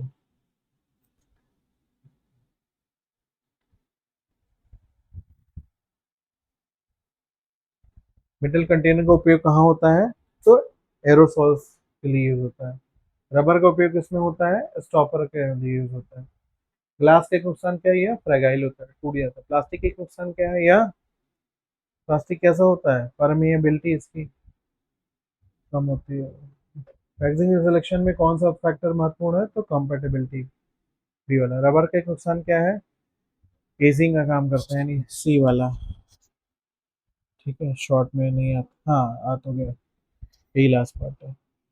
फार्माकोपिया क्या है? बहुत इंपॉर्टेंट है। यह दवाओं के मानक स्टैंडर्ड गुणवत्ता नियंत्रण के लिए आधार आधिकारिक पुस्तक है ना। इन जितनी भी दवाइयाँ बनती हैं उसका फॉर्मुलेशन कहाँ से, उसको डिस्कवरी की, क्या क्या प्रोसेस से होके गुजरी, कितने के किस अमाउंट में क्या क्या पदार्थ उसमें मिलाया गया, सारा कुछ ए टू जेड दवा का, वो जिस बुक में मिलता है उसको हम क्या बोलते हैं? फार्माकोपिया बोलते हैं। ठीक है। आईपी का पूरा नाम Indian pharmacopoeia, BP British pharma, USP United state pharmacopoeia हो गया। ठीक है। एनएफ नेशनल फार्मुलरी हो गया। एक्स्ट्रा फार्माकोपिया फार्माकोपिया के अतिरिक्त संदर्भ बुक है जिसमें दवाओं के अतिरिक्त जानकारी मिलती है। ठीक है। कौन फार्मा इंडियन फार्मा कौन प्रकट करता है? तो आईपीसी, इंडियन फार्माकोपिया कमीशन करता है। फार्माकोपिया उद्देश्य क्या है? दवाओं की गुणवत्ता शुद्धता को, सुरक्षा को सुनिश्चित करना है। यूएसपी क्या किस देश की है? यूनाइटेड स्टेट की। फार्माको क्या जन दवाओं के स्टैंडर्ड टेस्ट ऐसे और स्पेसिफिकेशन उसमें होते हैं। ठीक। यह एक आधिकारिक जिसमें दवाओं के मानक, परीक्षण विधि और गुणवत्ता की जानकारी दी जाती है। महत्व क्या है? ड्रग की क्वालिटी, सेफ्टी, एफिकेसी और स्टैंडर्डाइजेशन। आईपी कहाँ की है? भारत की आधिकारिक फार्माकोपिया है, आईपीसी द्वारा की। ब्रिटिश कहाँ की है? बीपी ब्रिटिश की, यूके की ऑफिशियल है।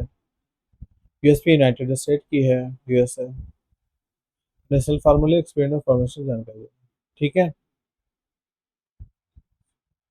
आइए इस पे एमसीक्यूज पे आते हैं सीधे, जो इम्पोर्टेंट है। फार्माकोपिया क्या है? एक स्टैंडर्ड बुक ऑफ ड्रग है, बी आंसर। आईपी का पूर्ण रूप क्या है? Indian pharmacopoeia, B answer, A answer सही है, बी वाला सॉरी। यूएसपी किस देश से है? यूएसए की है। बीपी किस देश की है? ब्रिटिश, यूके जिसको बोलते हैं, सी। एनएफ का संबंध किससे है? एक्सेपियन से, बी वाला। एक्स्ट्रा फार्माकोपी क्या है? रेफरेंस बुक है, बी वाली। ठीक है। इंडियन फार्माकोपी कौन प्रकाशित करता है? तो आईपीसी करती है, बी वाला। फार्माकोपिया का उद्देश्य क्या है? तो क्वालिटी कंट्रोल करना, बी वाला। फार्माकोपिया में क्या शामिल है? फार्माकोपिया में स्टैंडर्ड शामिल है, बी वाला आंसर है। आईपी का उपयोग कहाँ होता है? All of the lab, industry, regulation सभी में यूज होता है। ठीक है। भारत में आधुनिक फार्मेसी सुरक्षा शिक्षा की शुरुआत कब की थी? 1932 में प्रोफेसर एम एल श्रॉफ थे, है ना, Indian pharmacy, father of Indian pharmacy. ठीक है। फार्मेसी काउंसिल ऑफ इंडिया के समय को 1948 में हुई थी।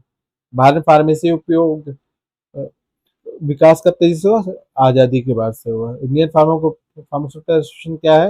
या फार्मासिस्टों के प्रमुख पेशेवर संगठन है। फार्मेसी प्रैक्टिस क्या है? दवाओं का वितरण, परामर्श और रोगी देखभाल से संबंधित कार्य।